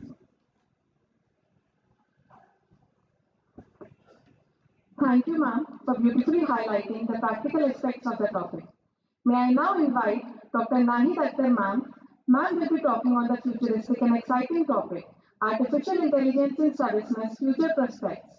Ma'am is a distinguished clinician and educator with international experience at reputed tertiary hospitals and is adorned with fellowships from the UK and USA. She has more than 40 publications in peer-reviewed journals. She has delivered dozens of invited guest lectures, chaired sessions, and performed as an instructor at SSTS and DSTC at national and international conferences, including UPSOS, COSI, and AIOS conferences. She is also an executive member of Strabismus and Pediatric Ophthalmological Society of India. She was awarded the Women Ophthalmological Society Award 2021 for her contribution in Strabismus, and recently the prestigious Deshpande Award 2025 at the annual Strabismus and Pediatric Ophthalmology Conference. I request ma'am to kindly take the podium.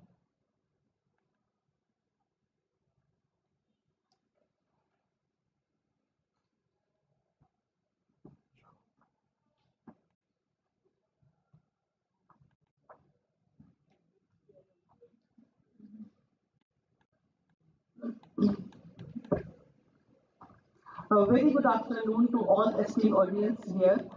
I will be talking about artificial intelligence in strabismus management. Uh, as we know that strabismus, it accounts for a large number of population here.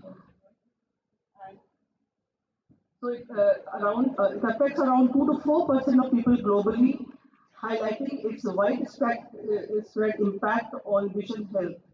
It can lead to social challenges and often quality of life, highlighting the need to early diagnosis.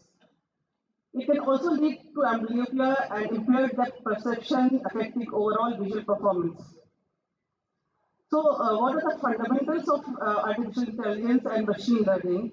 It involves algorithms involving machines who learn from data and enhance performance over time. Machine learning, especially deep learning, is highly effective for complex pattern recognition tasks, and it aids in image recognition and diagnostics to eye health and diseases.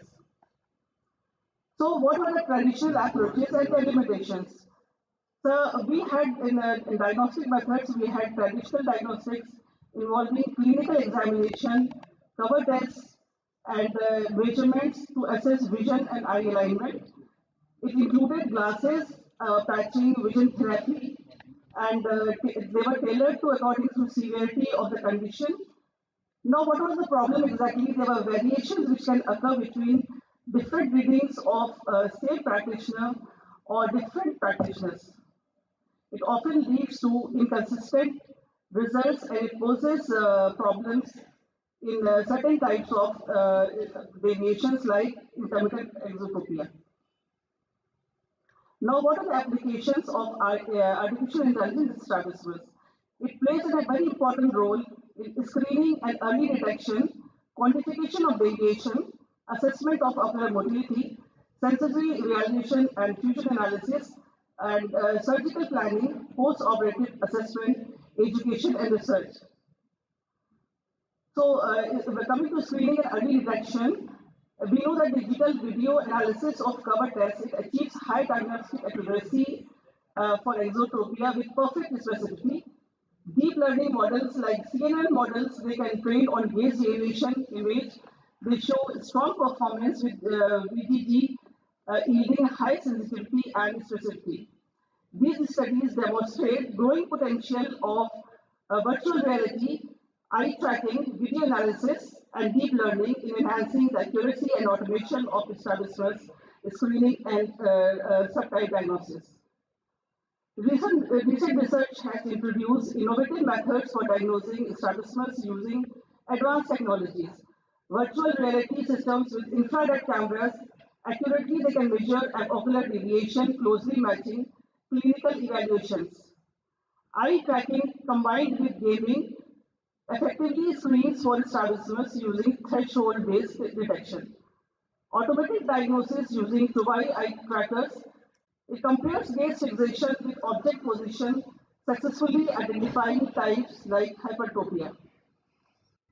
Now we have smartphone apps, known as eye turn apps to measure for eye deviation. It uses eyes iris center instead of pupil center as reference to assessment of corneal reflection. It also allows dissociated measurements without the need for crisp visualization by using semi-automated video analysis mode. Now coming to screening and early detection. Early detection before development of amblyopia is very important as because amblyopia is not taken care of, it will give rise to irreversible vision loss.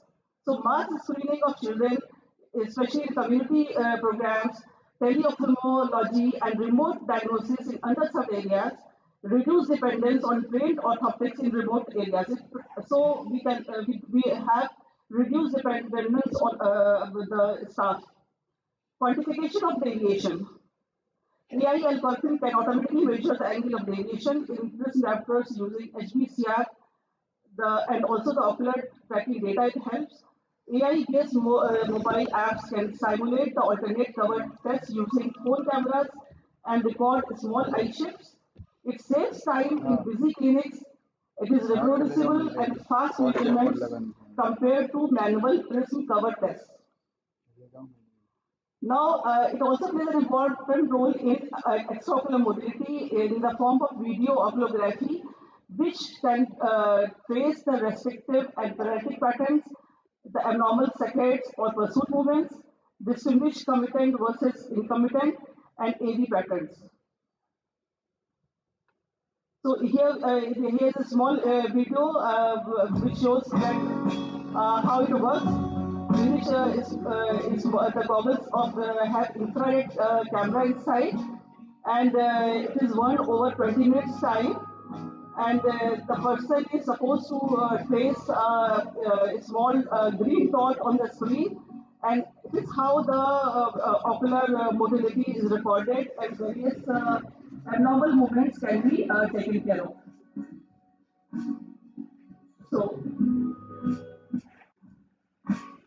So, coming to sensory evaluation and fusion analysis, the binocular fusion and stropsis can be assessed by analyzing the divergence pattern. It can also quantify suppression and diplopia. Systems, if attached to synaptophore and HES screen, can automatically plot HES and diplopia chart and reduce human errors. It can be used in orthoptic rooms and teaching institutes. Now, how AI plays a role in amblyopia and binocular training? It plays a very important role in fusion exercises. It monitors compliance remotely, and of course, we have that optic therapy for binocularity and stereo acuity. We are aware that binocs is now very much popular these days, and the lot of work is going on. Many clinics are using it very. So it is a small video which shows how it works. Adjusted stimulus is presented to each eye. With the better eye, the stimulus with reduced contrast.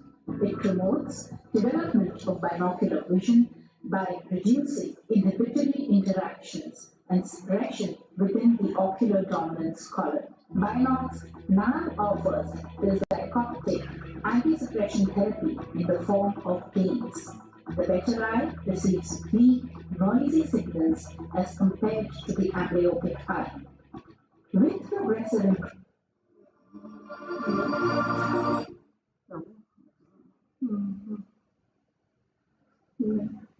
So this I'm going briefly. So the basic fundamental is that the reduced stimulus is given to the normal eye, and weak signals are given to the normal eye, and strong signals are given to the amblyopic eye. And as the person gains his vision, the things are titrated. So now coming to the personalized surgical plans, predictive or artificial models, they use pre-operative data, and they use age, refractive error, deviation, muscle function to predict surgical outcome accurately. It optimizes the amount of resection and resection. It reduces under and overcorrection and unnecessary procedures. So, estimates the probability of strabismus recurrence to support clinical decision making and efficient patient counseling. So, it also plays, artificial intelligence plays important role also distant monitoring.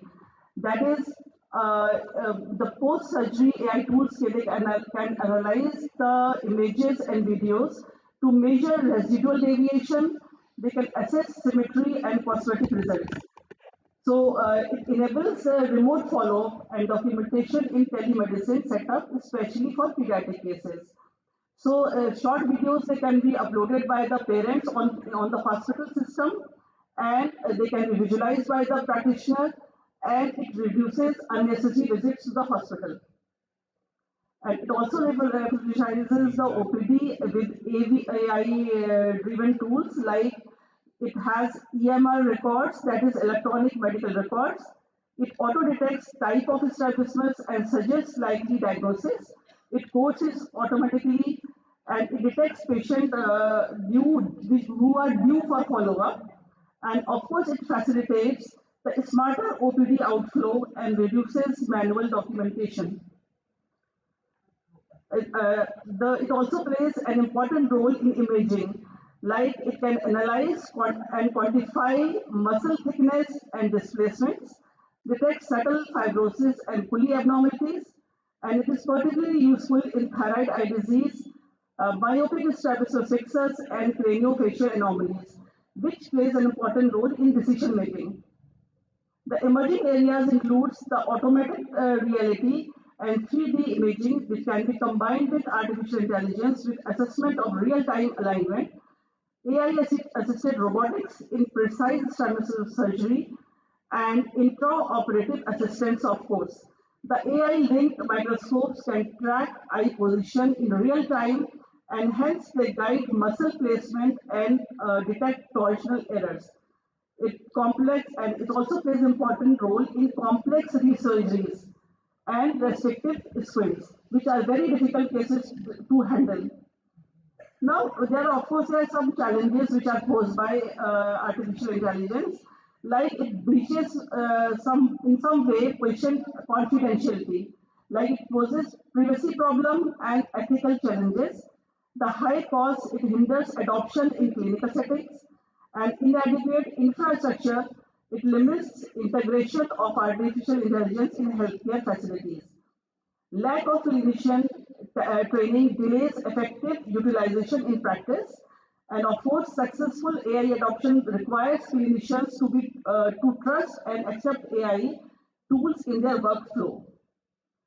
So the global research is going on, and of course, USA is number one in this category, seconded by China. So this is the future. We are looking forward and to take AI and help us in decreasing our workload. And with that, thanks a lot for your patient hearing. Thank you, Dr. Nani, for such a nice talk on AI. May I request the audience to have any questions? Any questions from the audience?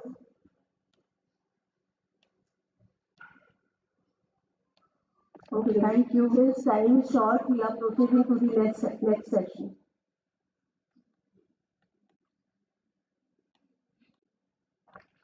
Thank you, ma'am, for that fascinating talk. Now we have with us Professor Azra Jilani, ma'am, ex-director, Institute of Ophthalmology, a stalwart of ophthalmology. I would like to invite Professor B.S. Goyal, sir, who is also an ex-director, Institute of Ophthalmology, to kindly present a bouquet to ma'am.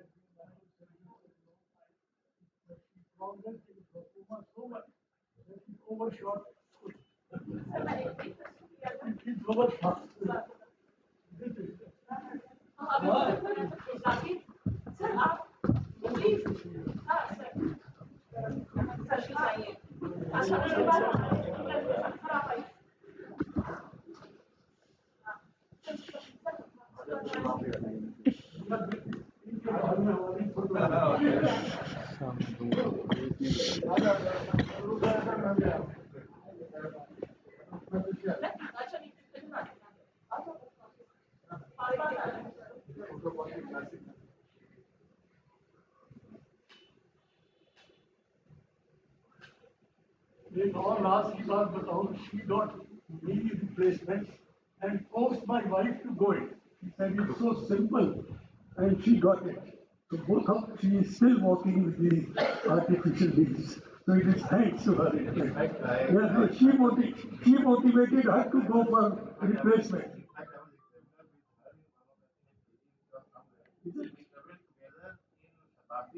And her drawings were so good after this. Right. That's what I said. Yes, I was so impressed. And today I didn't realize that. Yeah. It's our problem. We don't experience it. I'm very sure she could find on career head of.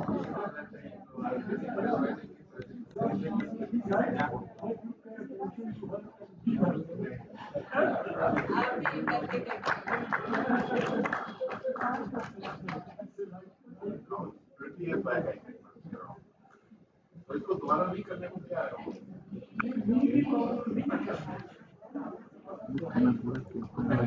Thank you, sir, ma'am. May I now request Professor Azra Jilani, ma'am, to felicitate our moderators and expert panelists.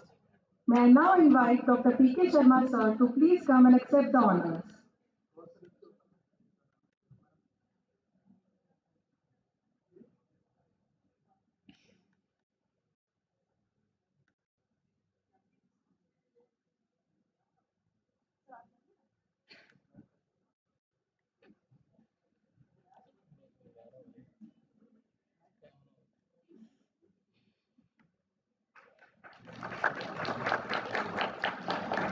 Thank you, sir. Next, I request Dr. P.P. Singh, sir, to come forward to accept the honors.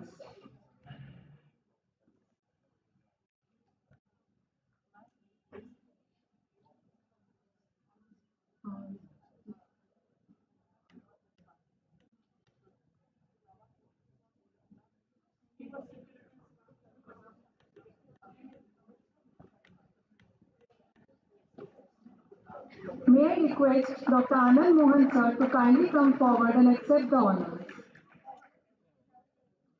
Now I would like to request Dr. Razia Khan, ma'am, to please come and accept the honors. Thank you, sir, for accepting the honors.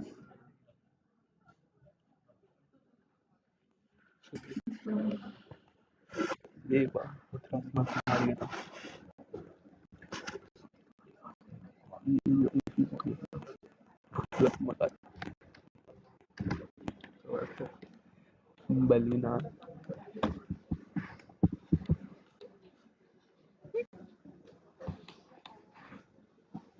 Next, I would like to invite Dr. Anjali Gupta, ma'am, to kindly come and accept the honors.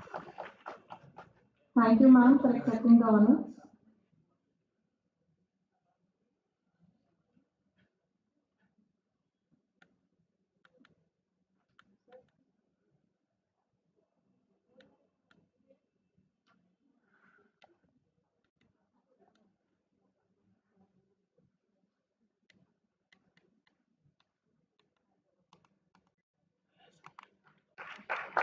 May I now invite Dr. Imran Shakur, sir, to please come forward and accept the honors. Thank you, ma'am, for accepting the honors. Thank you so much, ma'am, for doing the honors. May I now request Professor P.S. Goyal, sir, to please come forward to felicitate the members of the scientific committee. May I now invite Professor Zia Siddiqui, sir, to please come and accept the honors.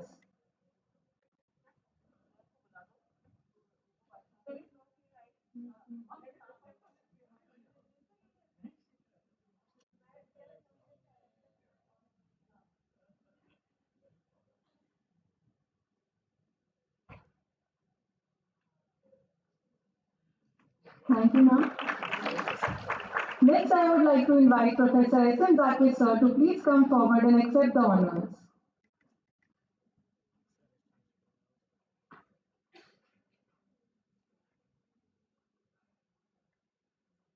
May I now request Professor Hina Kausar, ma'am, to kindly come and accept the honors. Thank you, sir.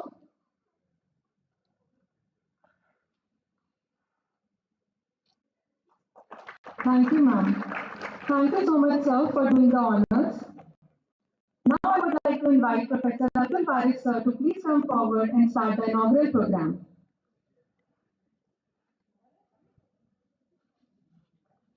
We'll just wait for the prepare for the inaugural program, and we have got two more lectures of our PGs. Probably we will reschedule it with the permission of Amitabh sir and Dr. Naik after the lunch session. I think entry of Vice Chancellor ma'am is on the card, and we have to prepare the dice. So just give us 5 to 10 minutes so that we can prepare for the inaugural session. Then we will start the inaugural.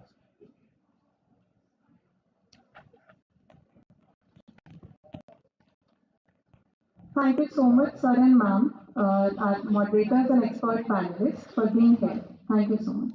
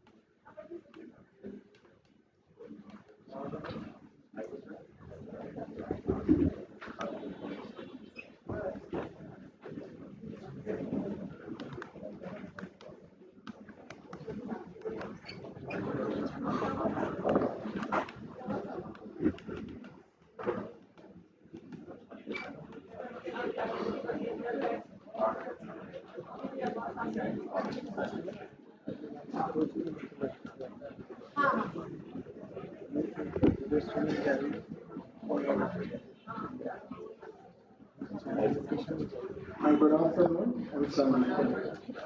Welcome you all again for the inaugural session of today's just concluded academic bonanza on Strabismus. These CMEs symposiums are especially a boon for young ophthalmologists, optometrists to learn the latest from the best in the field. The Institute of Ophthalmology has a very rich history. It has carved a niche in the ophthalmic map of the world. Strabismus especially has been a feather in the cap. Credit goes to all our teachers and seniors. You can see our respected teachers all sitting over there, Professor Gilani, Professor Kuil. They are not keeping the best of health. But when time comes to stand with the department there, so now it is time to start the inaugural ceremony. I'd like to invite our Honorable Vice Chancellor, Professor Naima Khatun, ma'am, to please grace the dais. Professor Mohsin Khan, our Honorable Pro Vice Chancellor. Professor Pradeep Sharma, sir, our Chief Guest. Dean Professor Mohammad Khalid. Principal Professor Anju Parvez. Director of Institute of Ophthalmology, Professor A. K. Amitava. Co-Chairman CME, Professor Sunil Kapoor, and Organizing Secretary CME, Dr. Nahi Kakkar. Please take your seats on the dais. I will now request Dr. Koshin to take over and continue with the proceedings. Thanks.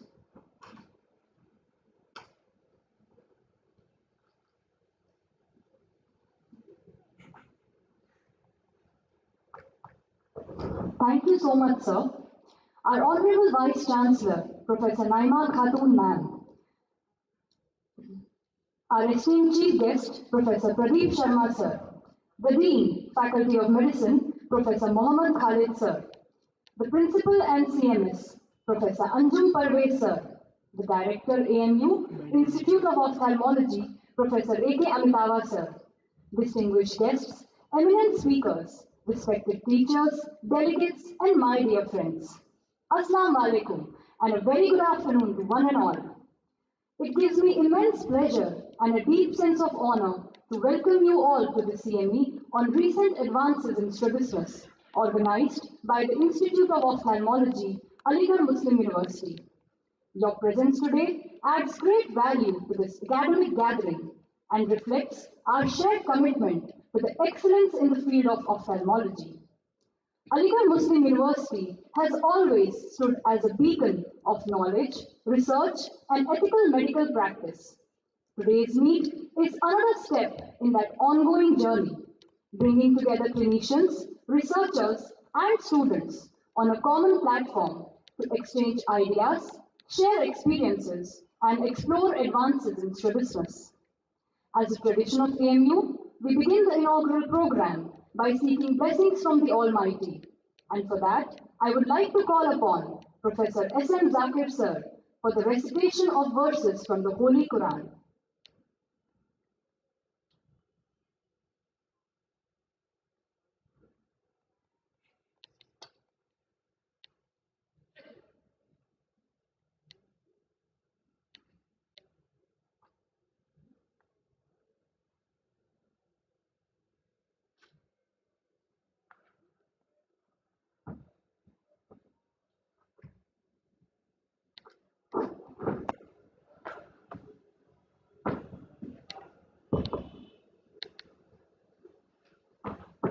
السلام عليكم.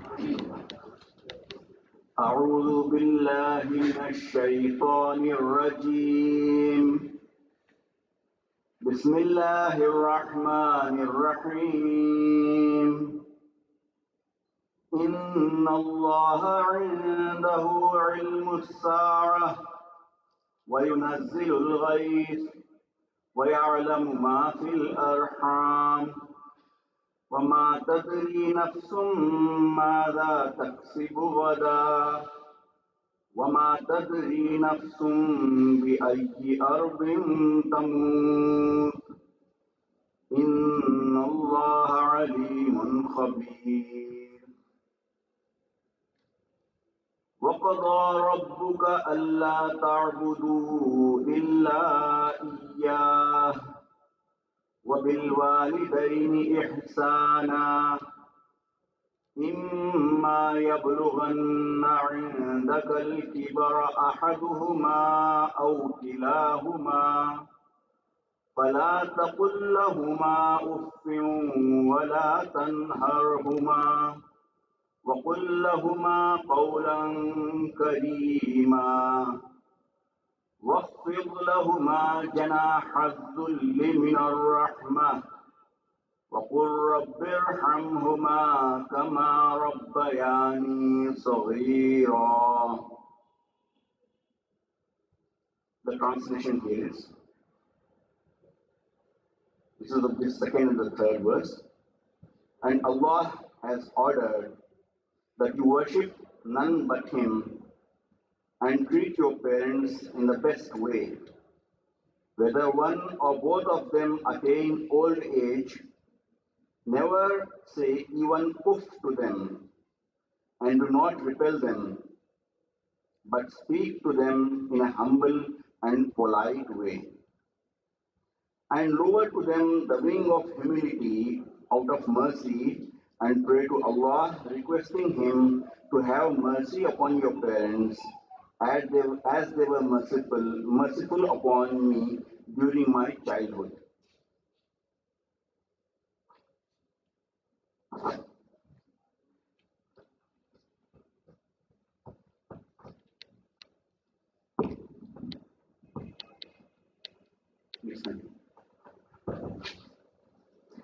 Thank you so much, sir, for filling the gathering with serenity and spiritual inspiration. Now is the time for the felicitation of our esteemed guests and speakers. It is a moment of immense pride and honor for all of us to welcome a visionary scholar and administrator, an inspiring leader, and a trailblazer in the true sense of the word, Professor Naima Khatun Ma'am. She has etched her name in history as the first woman Vice Chancellor of Aligarh Muslim University. Her journey stands as a powerful testament to excellence, perseverance, and inclusive leadership in higher education. May I now request Professor A.K. Amitava sir to kindly come up and do the honors of presenting the bouquet and memento to our Honorable Vice Chancellor.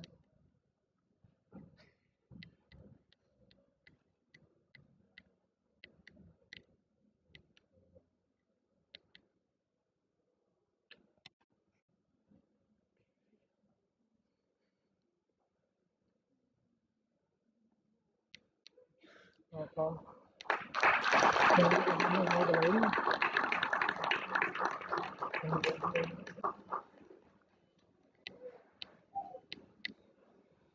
you so much, ma'am and sir. I would now like to call upon Professor Simi Zakau Rab, ma'am, to kindly felicitate our chief guest, Professor Pradeep Sharma, sir.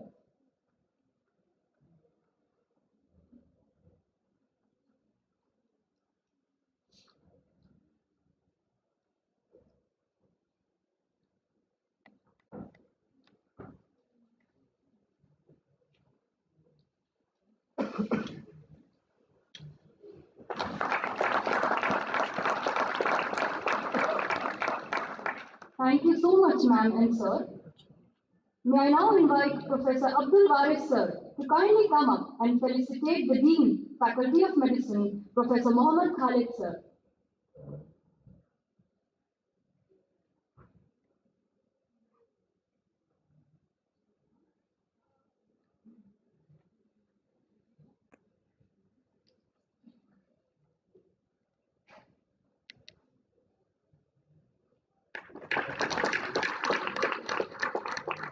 Thank you so much, sir.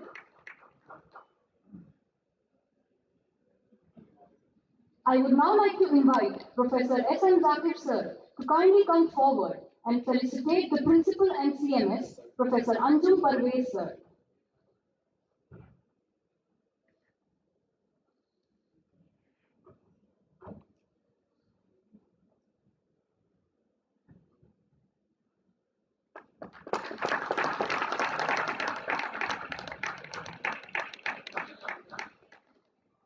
Thank you so much, sir.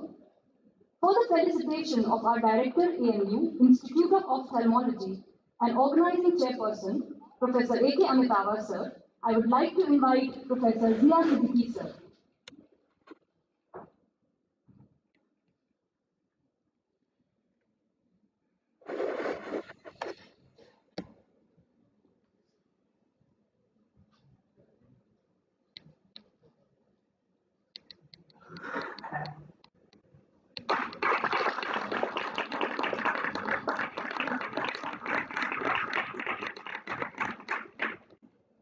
Thank you so much, sir. May I now invite Professor Hina Kausar, ma'am, for the felicitation of our Honorable Pro Vice Chancellor, Mohammad Mohsin Khan, sir.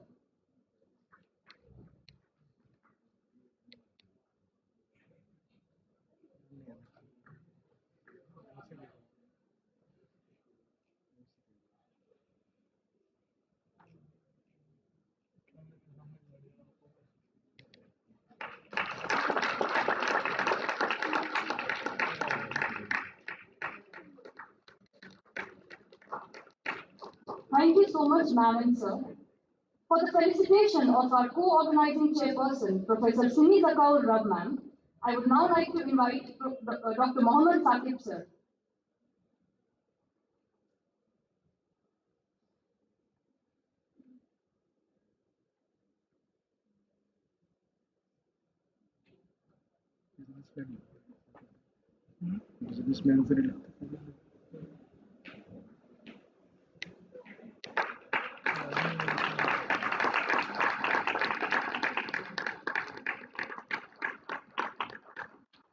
Thank you so much, ma'am and sir. May I now invite Dr. Ahmed Abdullah, sir, to felicitate the chairman, Scientific Committee, Professor Abdul Waris, sir.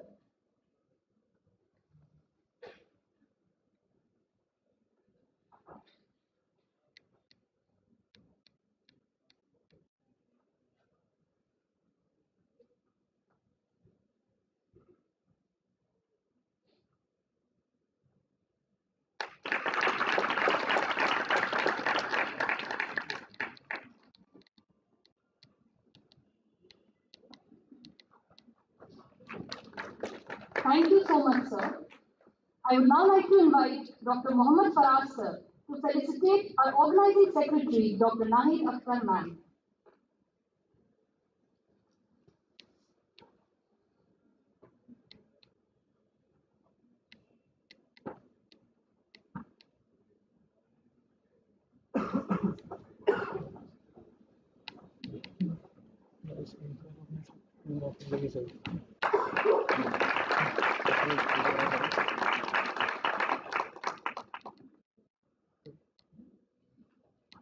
Thank you so much, ma'am and sir. May I now invite Dr. Atika Javed Siddiqui ma'am to kindly felicitate the treasurer, Dr. Shazia Areen ma'am.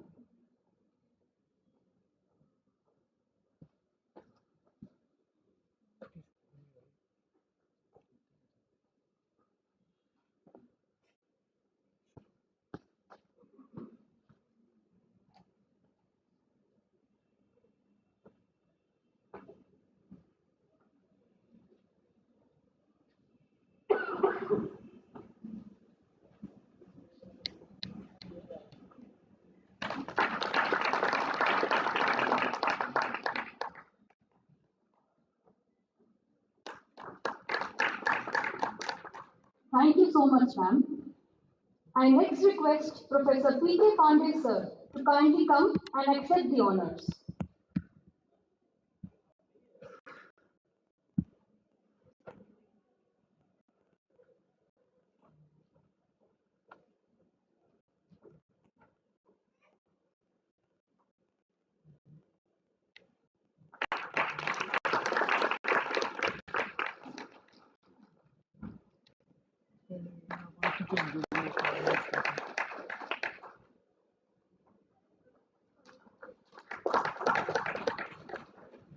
I would now like to invite Dr. Geeta Srinivasan ma'am to please come forward and accept the honors.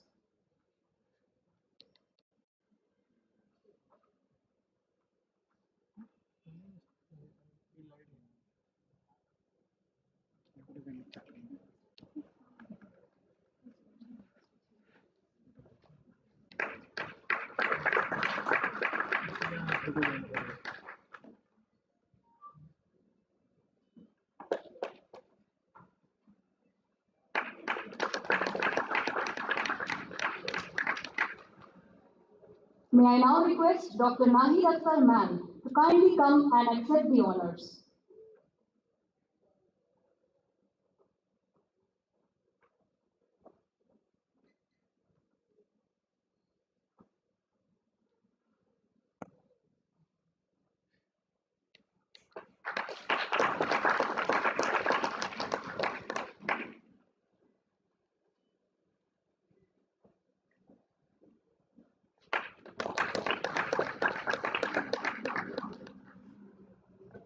Thank you so much, ma'am. May I now invite the organizing chairman, Professor A.K. Amitava sir, to kindly deliver the welcome address.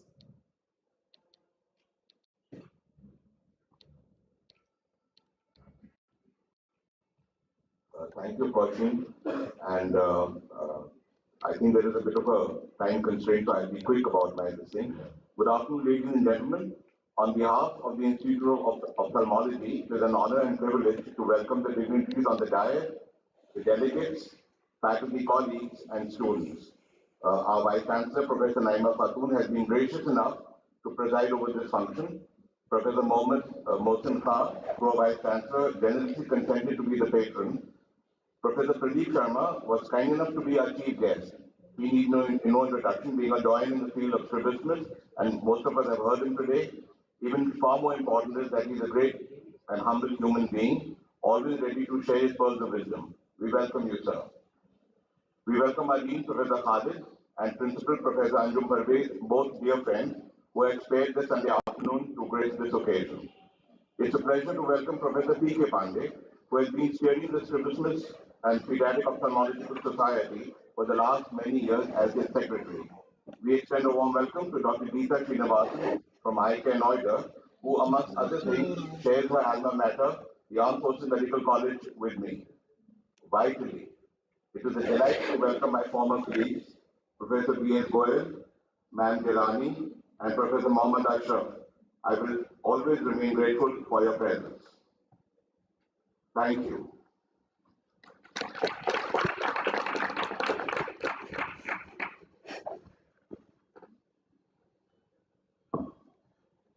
Thank you so much, sir, for such a warm and inspiring welcome address. We are truly grateful for your leadership and guidance. I would now like to invite our organizing secretary, Dr. Nahi Akhtar ma'am, to kindly come forward and introduce our esteemed speakers for the session.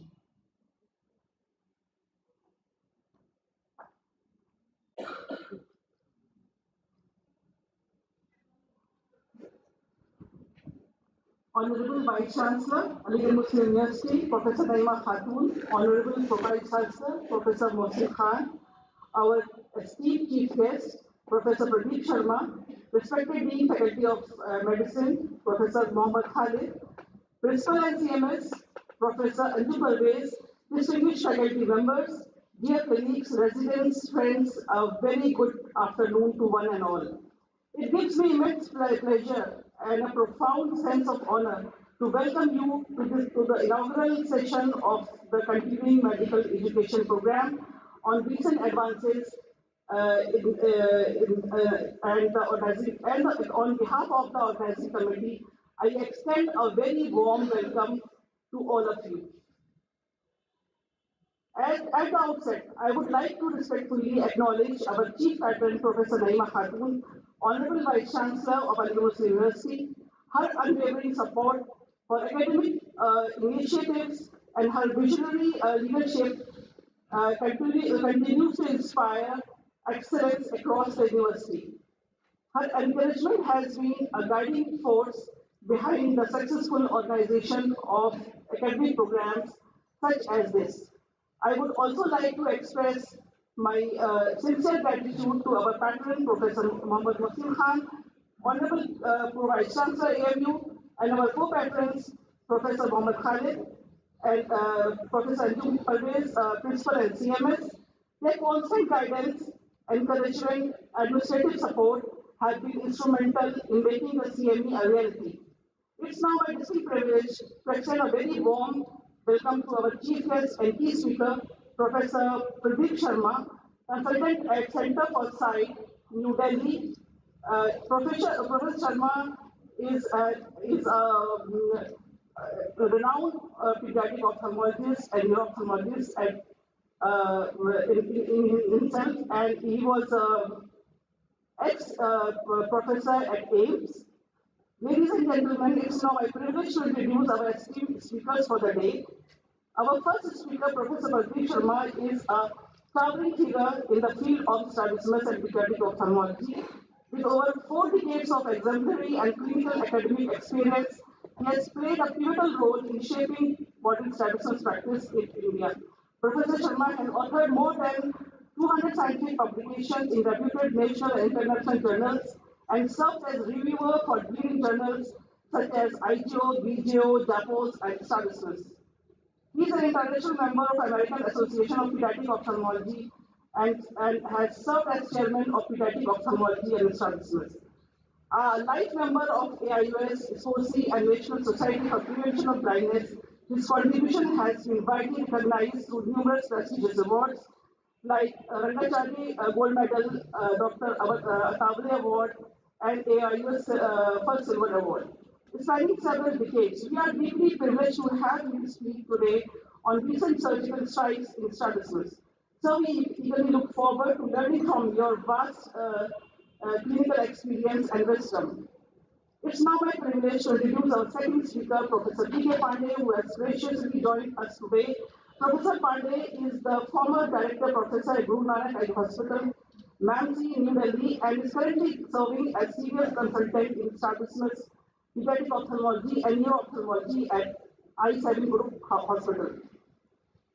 An alumnus of AIMS New Delhi, Professor Pandey has enjoyed a highly distinguished academic career spanning over 3 decades in clinical service and research.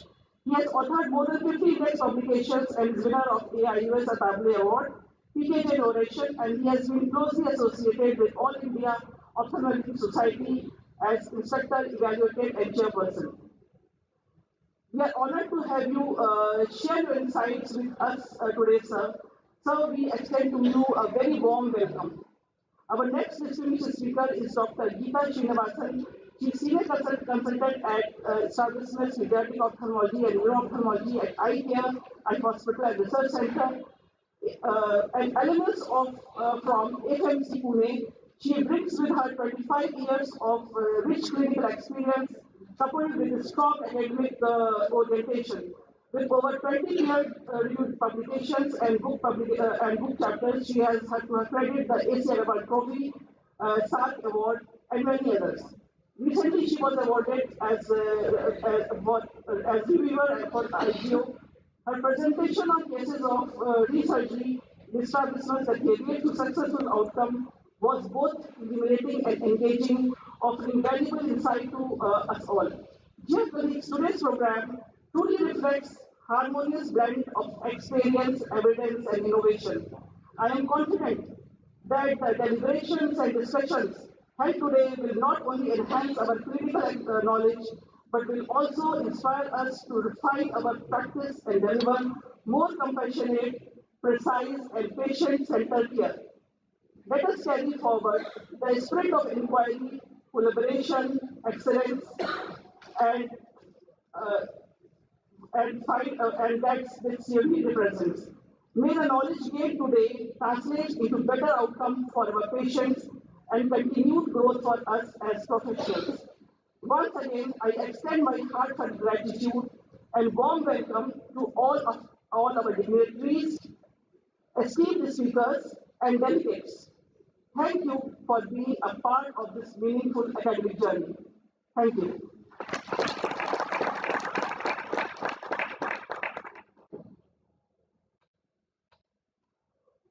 Sorry, ladies and gentlemen, there's a bit of a little change. May I request the Vice Chancellor to give her address the audience? Ma'am has prepared a weapon and she needs to leave.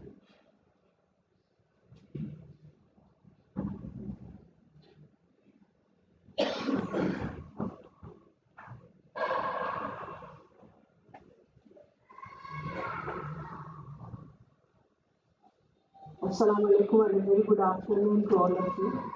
First of all, I must apologize since I had to leave early, so I rather requested that let me speak first. So I'm sorry for that. Professor Pradeep Sharma ji, Professor Pandey ji, Professor Geeta Srinivasan ji, and the retired teachers, Professor Goyal, Madam Professor Azra Gilani Madam, and the Co-Vice Chancellor, Professor Mohsin Saab, the Dean Faculty of Medicine, Professor Khalid Saab, Director, Institute of Ophthalmology, Professor Anita Masaiba, Senior Professor, Professor C.ME and Organizing Secretary, Dr. Najid Ma'am, the Principal of JNMC, Professor Anjum Parvez Saab, and Professor Abdul Waris Saab, and all the faculty members and the participants in the CME. I don't have to speak much about it, but as a common man, as a layman, not as a medico or it seems to me that it's a very, very important and very significant topic on which the CME is organized. Recent advances in strabismus. Strabismus is the medical name we commonly call it squint. But the significance of this is that when usually we give importance when there is eye grafting for glaucoma or for cataract, other things, but this is less common. For a common man, it seems less common. But for me, it is very, very important, significant that what we have observed during our childhood, we hardly ever knew that there is a treatment, there is surgery for this squint. Usually in the school, the children will make fun of students who are squints. So we can imagine what kind of impact it must be having on their personality, the self-esteem of the children who is a school-going child, because he or she is a squint or having this problem of strabismus.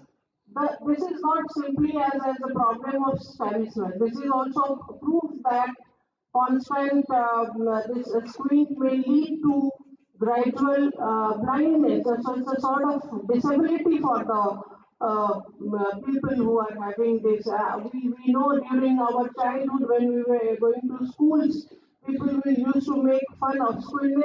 They never treat it as a kind of disability, but rather students used to make fun. All of us must have experienced it. They will say, okay, kahi pe nigaah hai, kahi pe nishana, that kind of statement they used to make for so children having this problem of squint. So now the advancement in the field of ophthalmology is that there is surgery, and it is suggested that the earlier the better. So this kind of sensitization in the public, that if there is a problem of squint, sometimes squint is a very, I mean sometimes it is even obstructing the vision of the person, sort of leading to a kind of disability. When people have sympathies, rather we should have empathy for disabled people, have sympathies for any kind of disability, whether it is blindness or it is orthopedical disability. For squint, people don't have that kind of empathy or sympathy. They think it's a kind of thing to children especially make fun of it, and I think this is a great contribution of ophthalmologists to the society to bring awareness among the members of the society, and to have advancement in the treatment of squint or strabismus. So in that much kind of thing, as a student of behavioral science, it's a great thing for the personality. I mean, uh, for self-esteem of the children, for their proper development of the personality. If this awareness is spread among the parents, that they should go. Parents actually don't take it so seriously as they should take it. This is my observation. This is my experience. Squint है बच्चा ठीक है थोड़ा problem है. They don't realize that this may lead to visual debility. They don't consider it that serious. So if through this CME, this kind of awareness, rather sensitization to the public is given, and the kind of treatment that are available for this is given, that's a great contribution of the Institute of Ophthalmology for the society.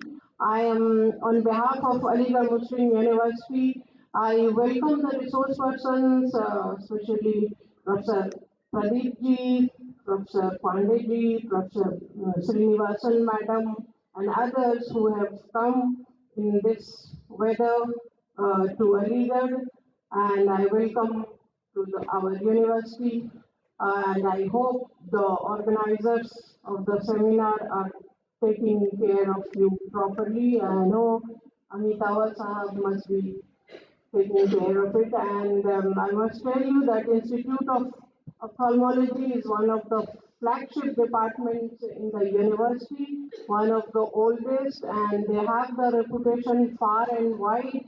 And earlier they used to have we used to have this treatment in the famous Gandhi Eye Hospital. Since then we were there, though we have shifted to the JNMC. So the faculty members and the students and the PGMS and the students, they are very much renowned. Even we are having this grafting for retina and other things, and maybe in a year they are having 4 or 5 big academic functions in the form of CME seminars, conferences, international conferences. So I especially congratulate organizing secretary Dr. Nahid and the entire department and director of the institute for organizing such an apt and important CME in the department. I once again apologize because I will be leaving early. Thank you so much.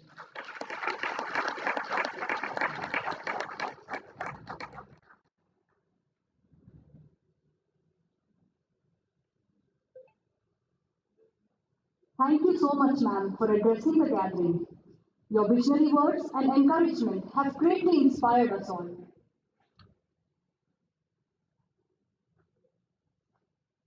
May I now invite the Principal and CMS, Professor Anjum Parvez Sir, to kindly address this prestigious meet.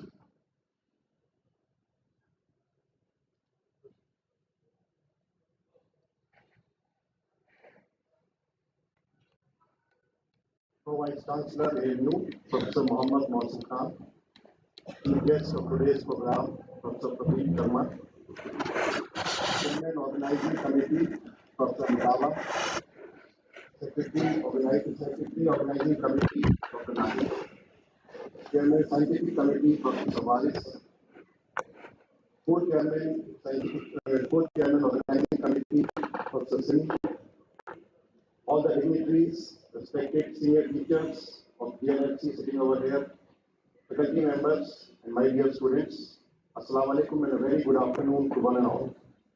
It's a matter of great pleasure and academic pride for me to be present at this inaugural function of the CME on recent advances on Strabismus being organized by the Institute of Ophthalmology, DNLC.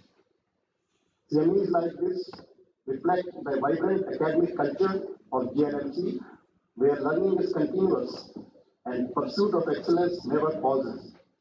I congratulate the organizing team for choosing a topic that is both highly specialized and profoundly impactful to the quality of life. What makes this CME particularly relevant today is the rapid evolution in our understanding in the management of strabismus, from refined diagnostic tools and orthopic assessment to advances in imaging, from adjustable sutures and minimally invasive techniques to tailored surgical planning based on individual ocular dynamics. The field of strabismus has witnessed a remarkable progress. I must appreciate the Institute of Ophthalmology for consistently maintaining high academic standards and contributing significantly to patient care, teaching, and research. The department's effort in organizing CMEs and conferences reaffirm its commitment towards academic leadership. I am confident that this CME will provide a rich platform for academic ideas, sharing of experiences, and dissemination of best practices. As an institution, the DNLC administration remains committed to supporting such scientific endeavors that enhance knowledge and ultimately benefit patients. I once again congratulate the whole organizing team and wish the CME a great success. Thank you.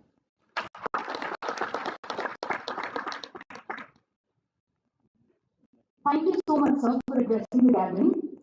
I would now like to invite the Dean, Faculty of Medicine, Professor Mohammad Khalid, sir, to kindly address this gathering.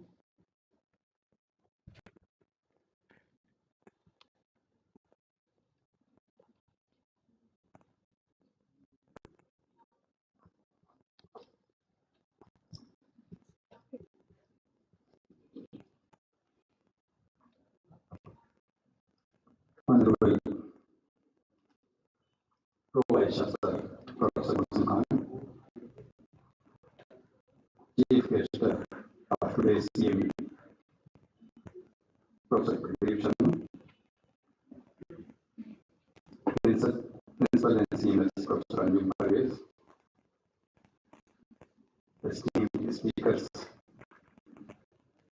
of today's CME, organizing chairperson Professor Mutala, organizing secretary Dr. Nahi, my fellow faculty members, and above all, my teacher, mentor sitting here in the front row, Professor Goel, Professor Jani, and there are many other esteemed faculty members sitting among the audience. So very good afternoon to all of you. Assalamu alaikum. At the very outset, I'd like to welcome to all the esteemed resource persons. who have come all the way, taking pains to come together to speak and share their experiences on the Strabismus. I would like to congratulate the Department of Ophthalmology as well, especially Dr. Nahid for taking lead to organize the CME on a very important organ in our body which holds an unmatched beauty and importance, very well known to each and every one of you present here. I'm not going to speak anything on the disease aspect. As you all must have been listening since morning from the source persons, there are a lot of being said on the importance and relevance of eyes in our body. Just to tell you, a lot of poetry and books written on this small organ.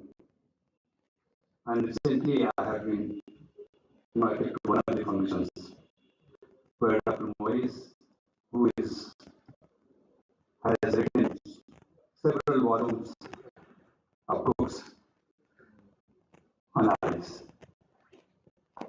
It is a great pleasure, Dr. Morris, and your great effort was being appreciated by all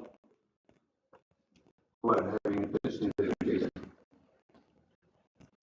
In fact, let me tell you, eyes does not provide only vision, but it represents the whole personality of our body.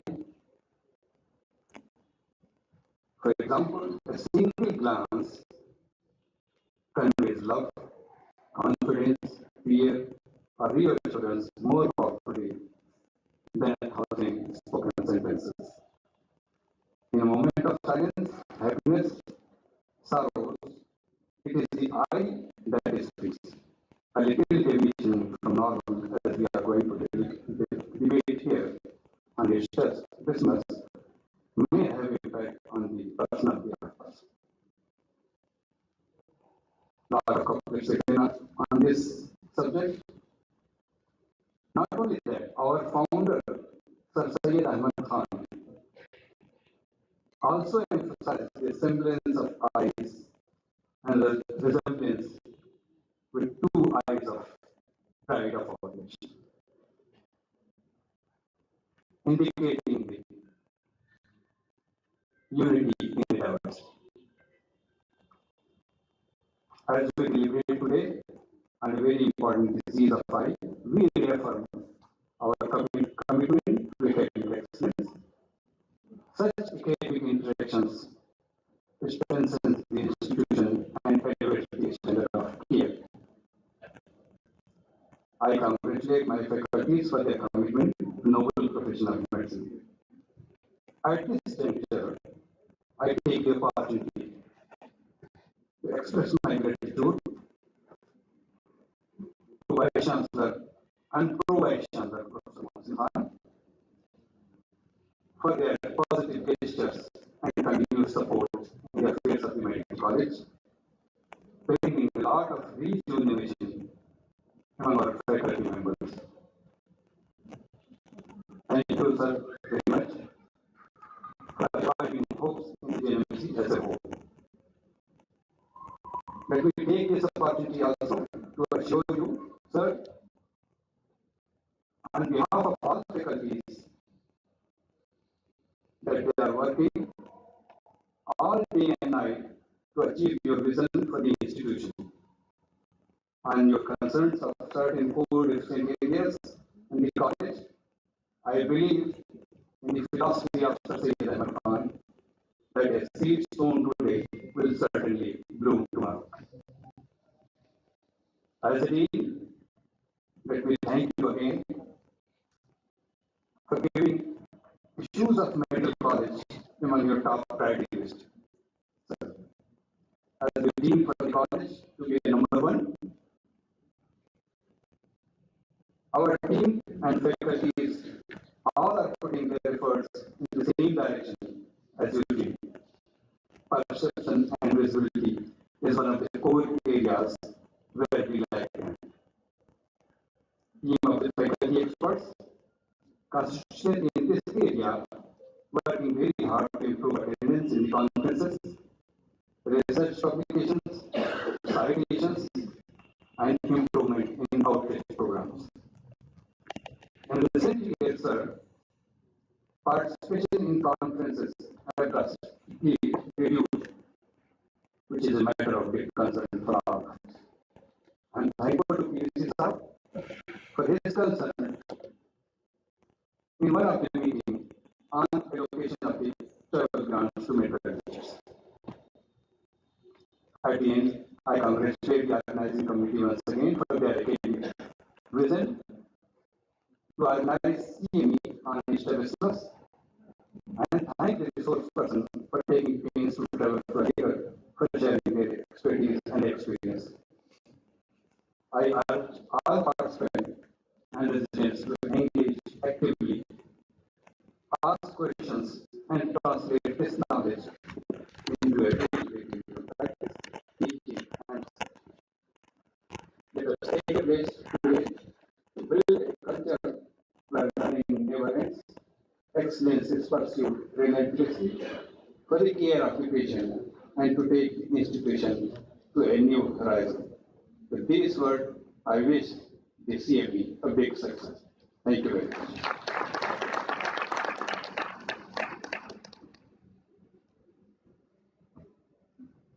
Thank you so much, sir, for such an enlightening and inspiring address. May I now request Professor Pradeep Sharma, sir, the chief guest for today's CME, to please come forward and address the gathering.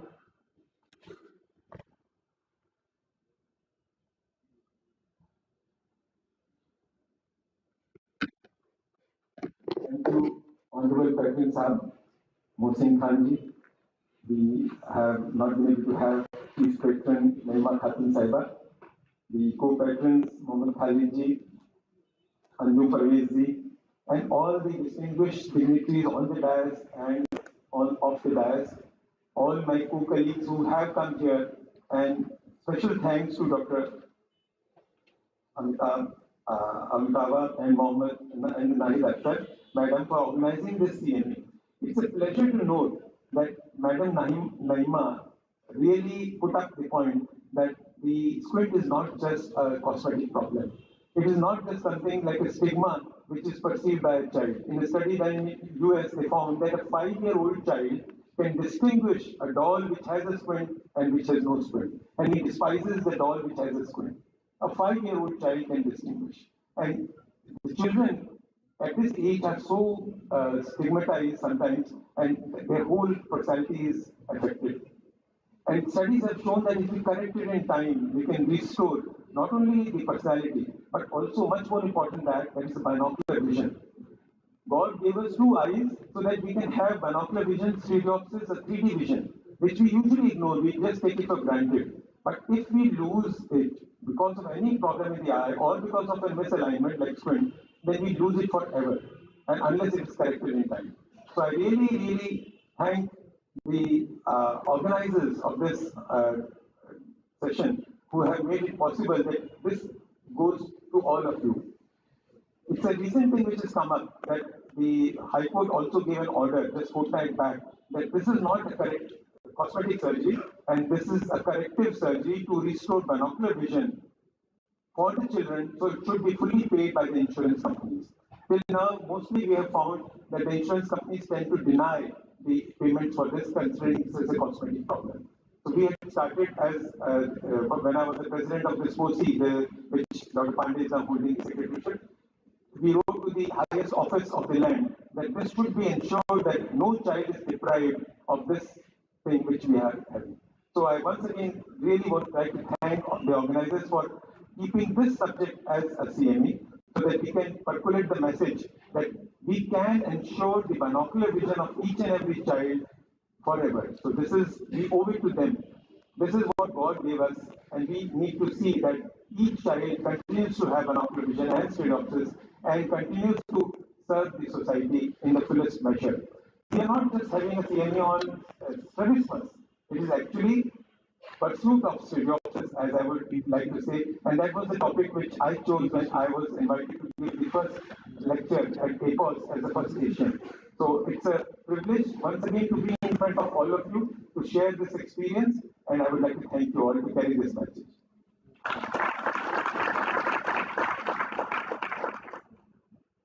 Thank you so much, sir. Your experience and words have truly inspired us and enriched today's program. May I now invite our Honorable Pro Vice Chancellor, Professor Mohammad Mohsin Khan, sir, to kindly address the gathering. It is an honor to have you with us today, sir.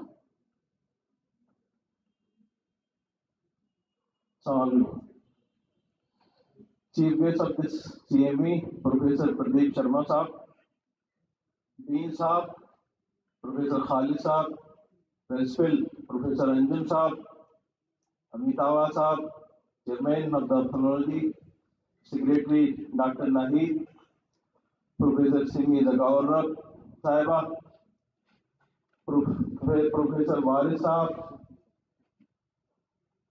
Professor Adra Jilani Sahiba, Professor Goel Saab, Dear Zablu Saab, senior teachers and students.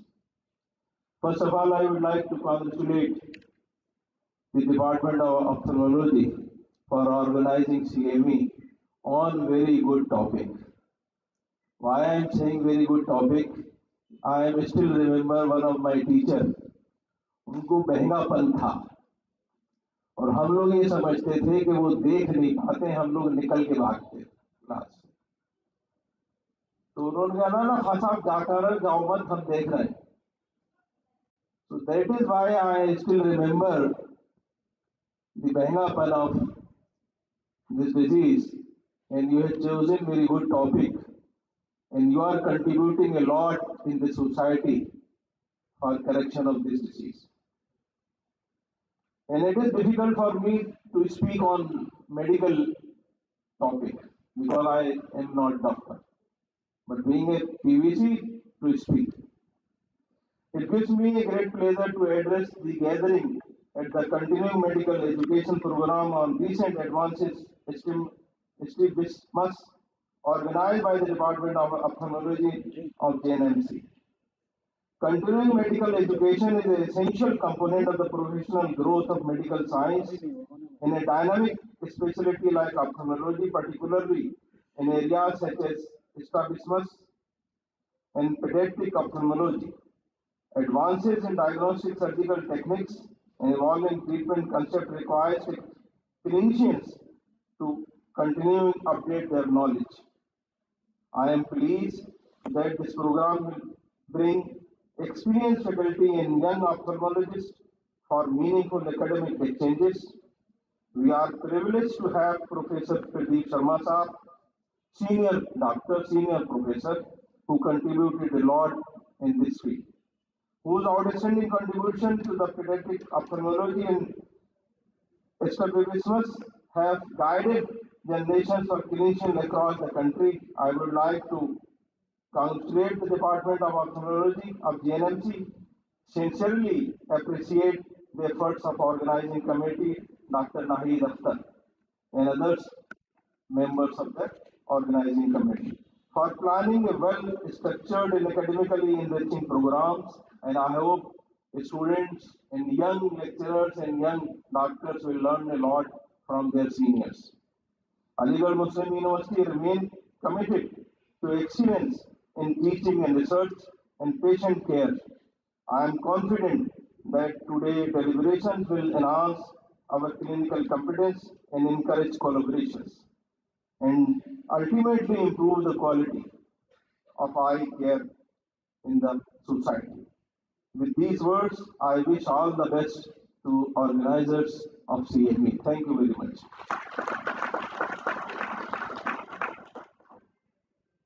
Thank you so much, sir, for your thoughtful words. May I now invite our co-organizing chairperson, Professor Simi Zakaur Ma'am, to deliver the vote of thanks.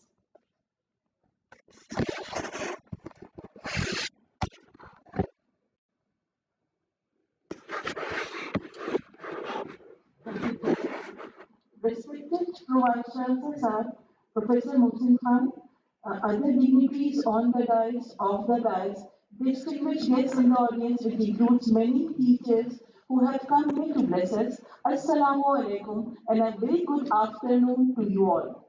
On behalf of the organizing committee, I would like to put on record a sincere gratitude to our Honorable Vice Chancellor and Pro-Vice Chancellor for granting us the permission for holding this CME.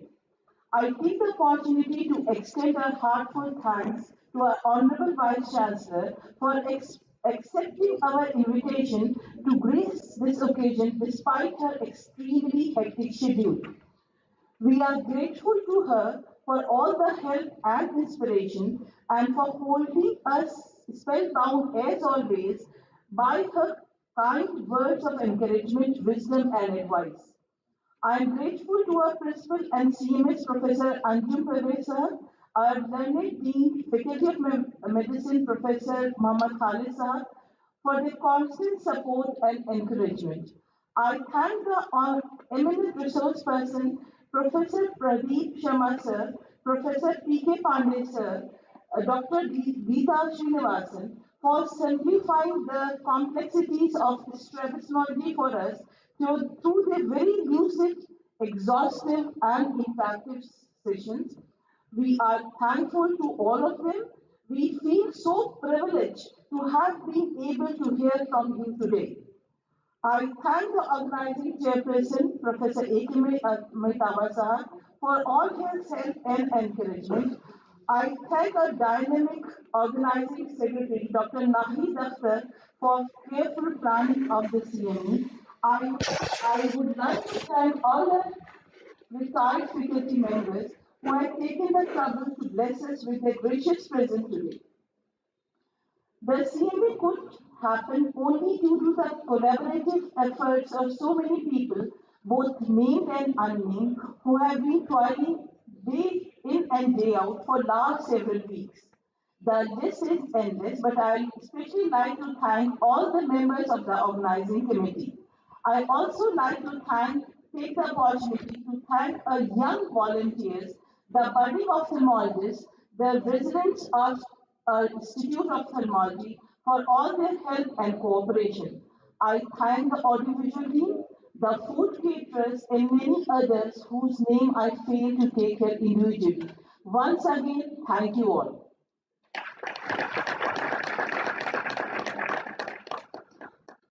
Thank you so much, ma'am, for the kind words. I now request to have the University Tarana played. Please note that this will be followed by the national anthem.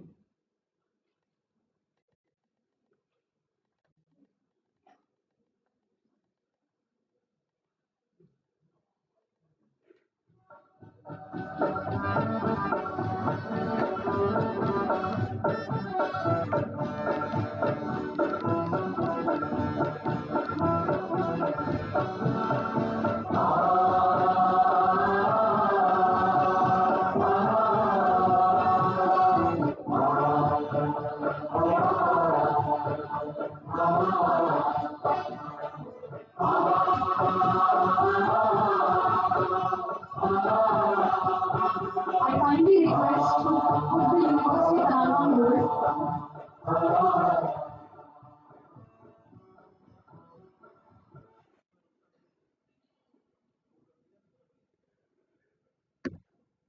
Kindly continue with the University Tarana.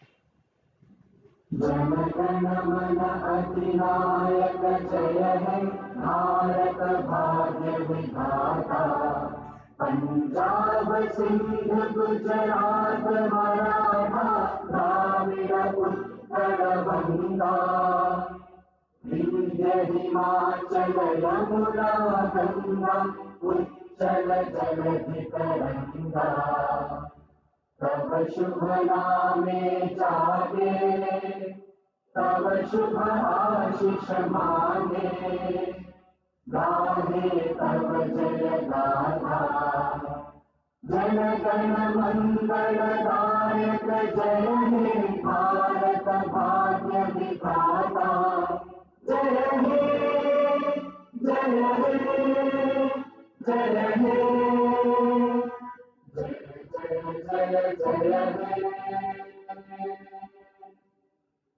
Let's begin the case presentations. I would like to invite Dr. Insha Khan Suri to present a case series on the topic Etiological Enigma Unraveling Diffusion Nerve Palsy.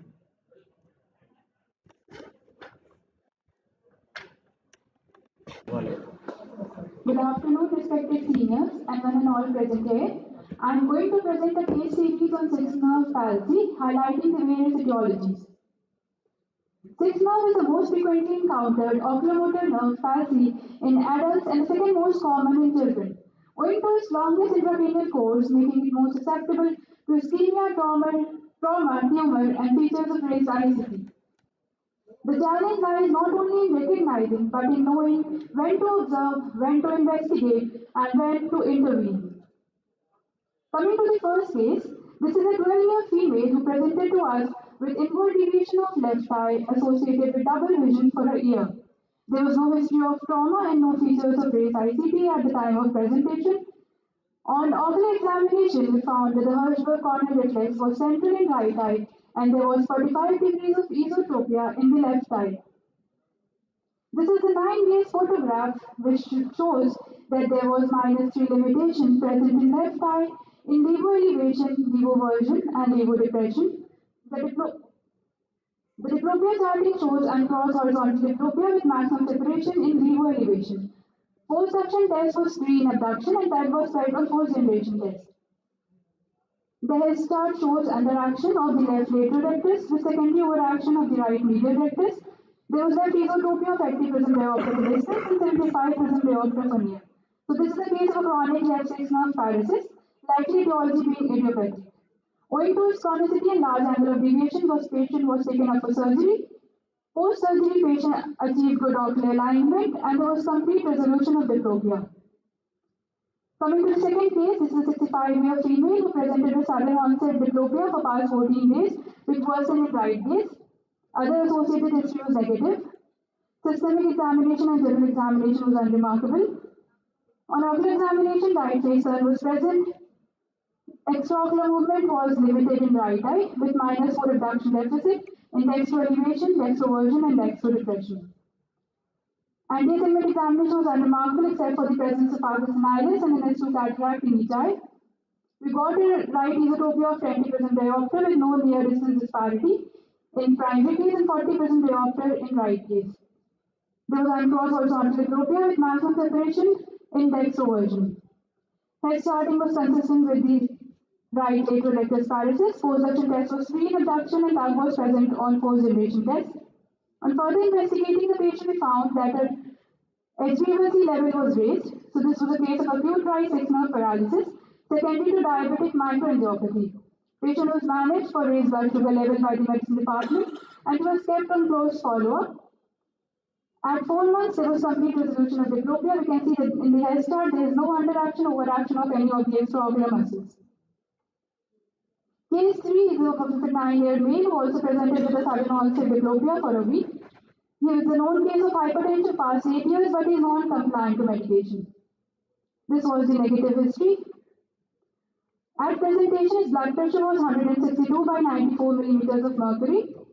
Hirschberg corneal reflex was central in left eye and there was 10 degrees of esotropia in right eye.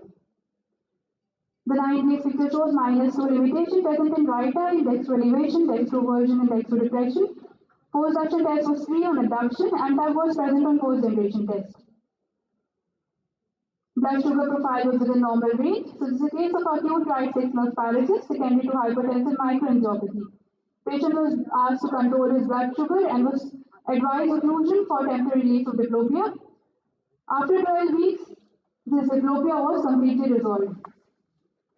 So from the last 2 cases, we can see that an isolated sixth nerve palsy, especially in an older patient with a known vascular risk factor, can be managed conservatively under close follow-up, provided there are no associated neurological symptoms and there is no worsening. Coming to the case 4, a 30-year male met with a road traffic accident 8 months back, following which he developed inward deviation of the right eye associated with diplopia.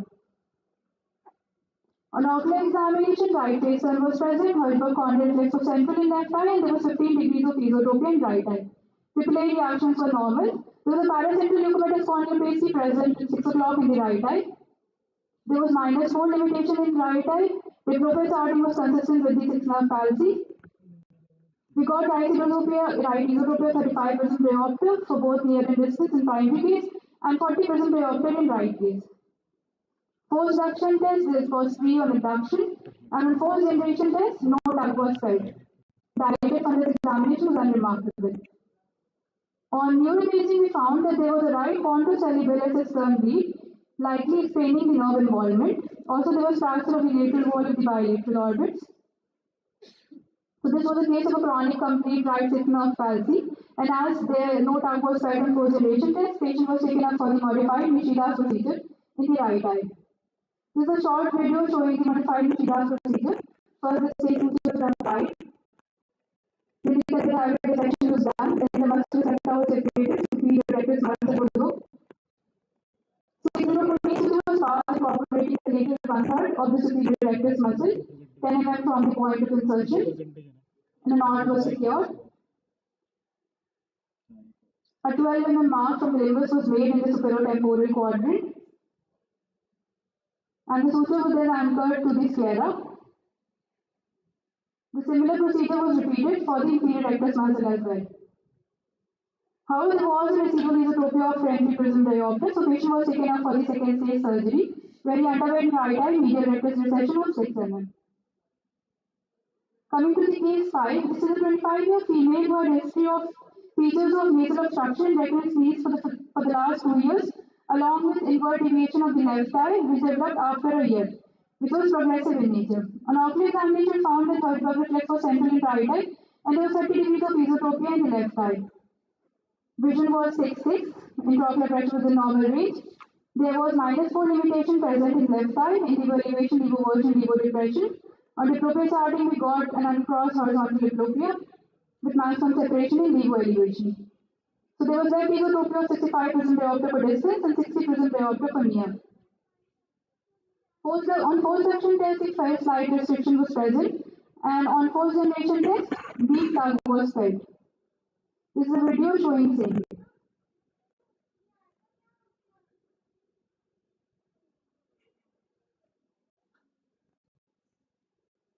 On ENT evaluation, they found that there was a pale polypoidal tissue present in the left nasal cavity. The patient was advised for CCT head and neck, where a diffuse heterogeneous mass was seen occupying both the frontal sphenoid and the ethmoid sinus, along with an extradural intracranial extension, with a component lying in the cellar and the suprasellar region.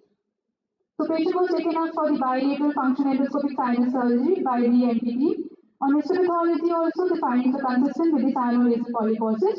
So this was a case of a chronic left sixth nerve palsy secondary to allergic fungal rhinosinusitis. Very few cases have been documented so far of allergic fungal rhinosinusitis presenting as sixth nerve palsy. So a thorough evaluation is needed and a multidisciplinary management may be required. In our case, the patient is planned for modified Nishida's procedure with left medial rectus recession. The various transposition procedures include the modified Nishida's procedure, superior rectus transposition, inferior rectus transposition, etc. So through these cases, I want to emphasize the sixth nerve palsy can have multiple possible causes. Thus, we require the diagnostic assessment to be precise, to pinpoint exact etiology, and hence guide the management accordingly. Thank you.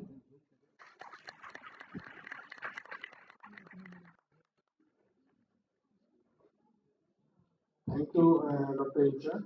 We always encourage our postgraduates, and from the bottom of my heart, I thank all of you for this patient hearing.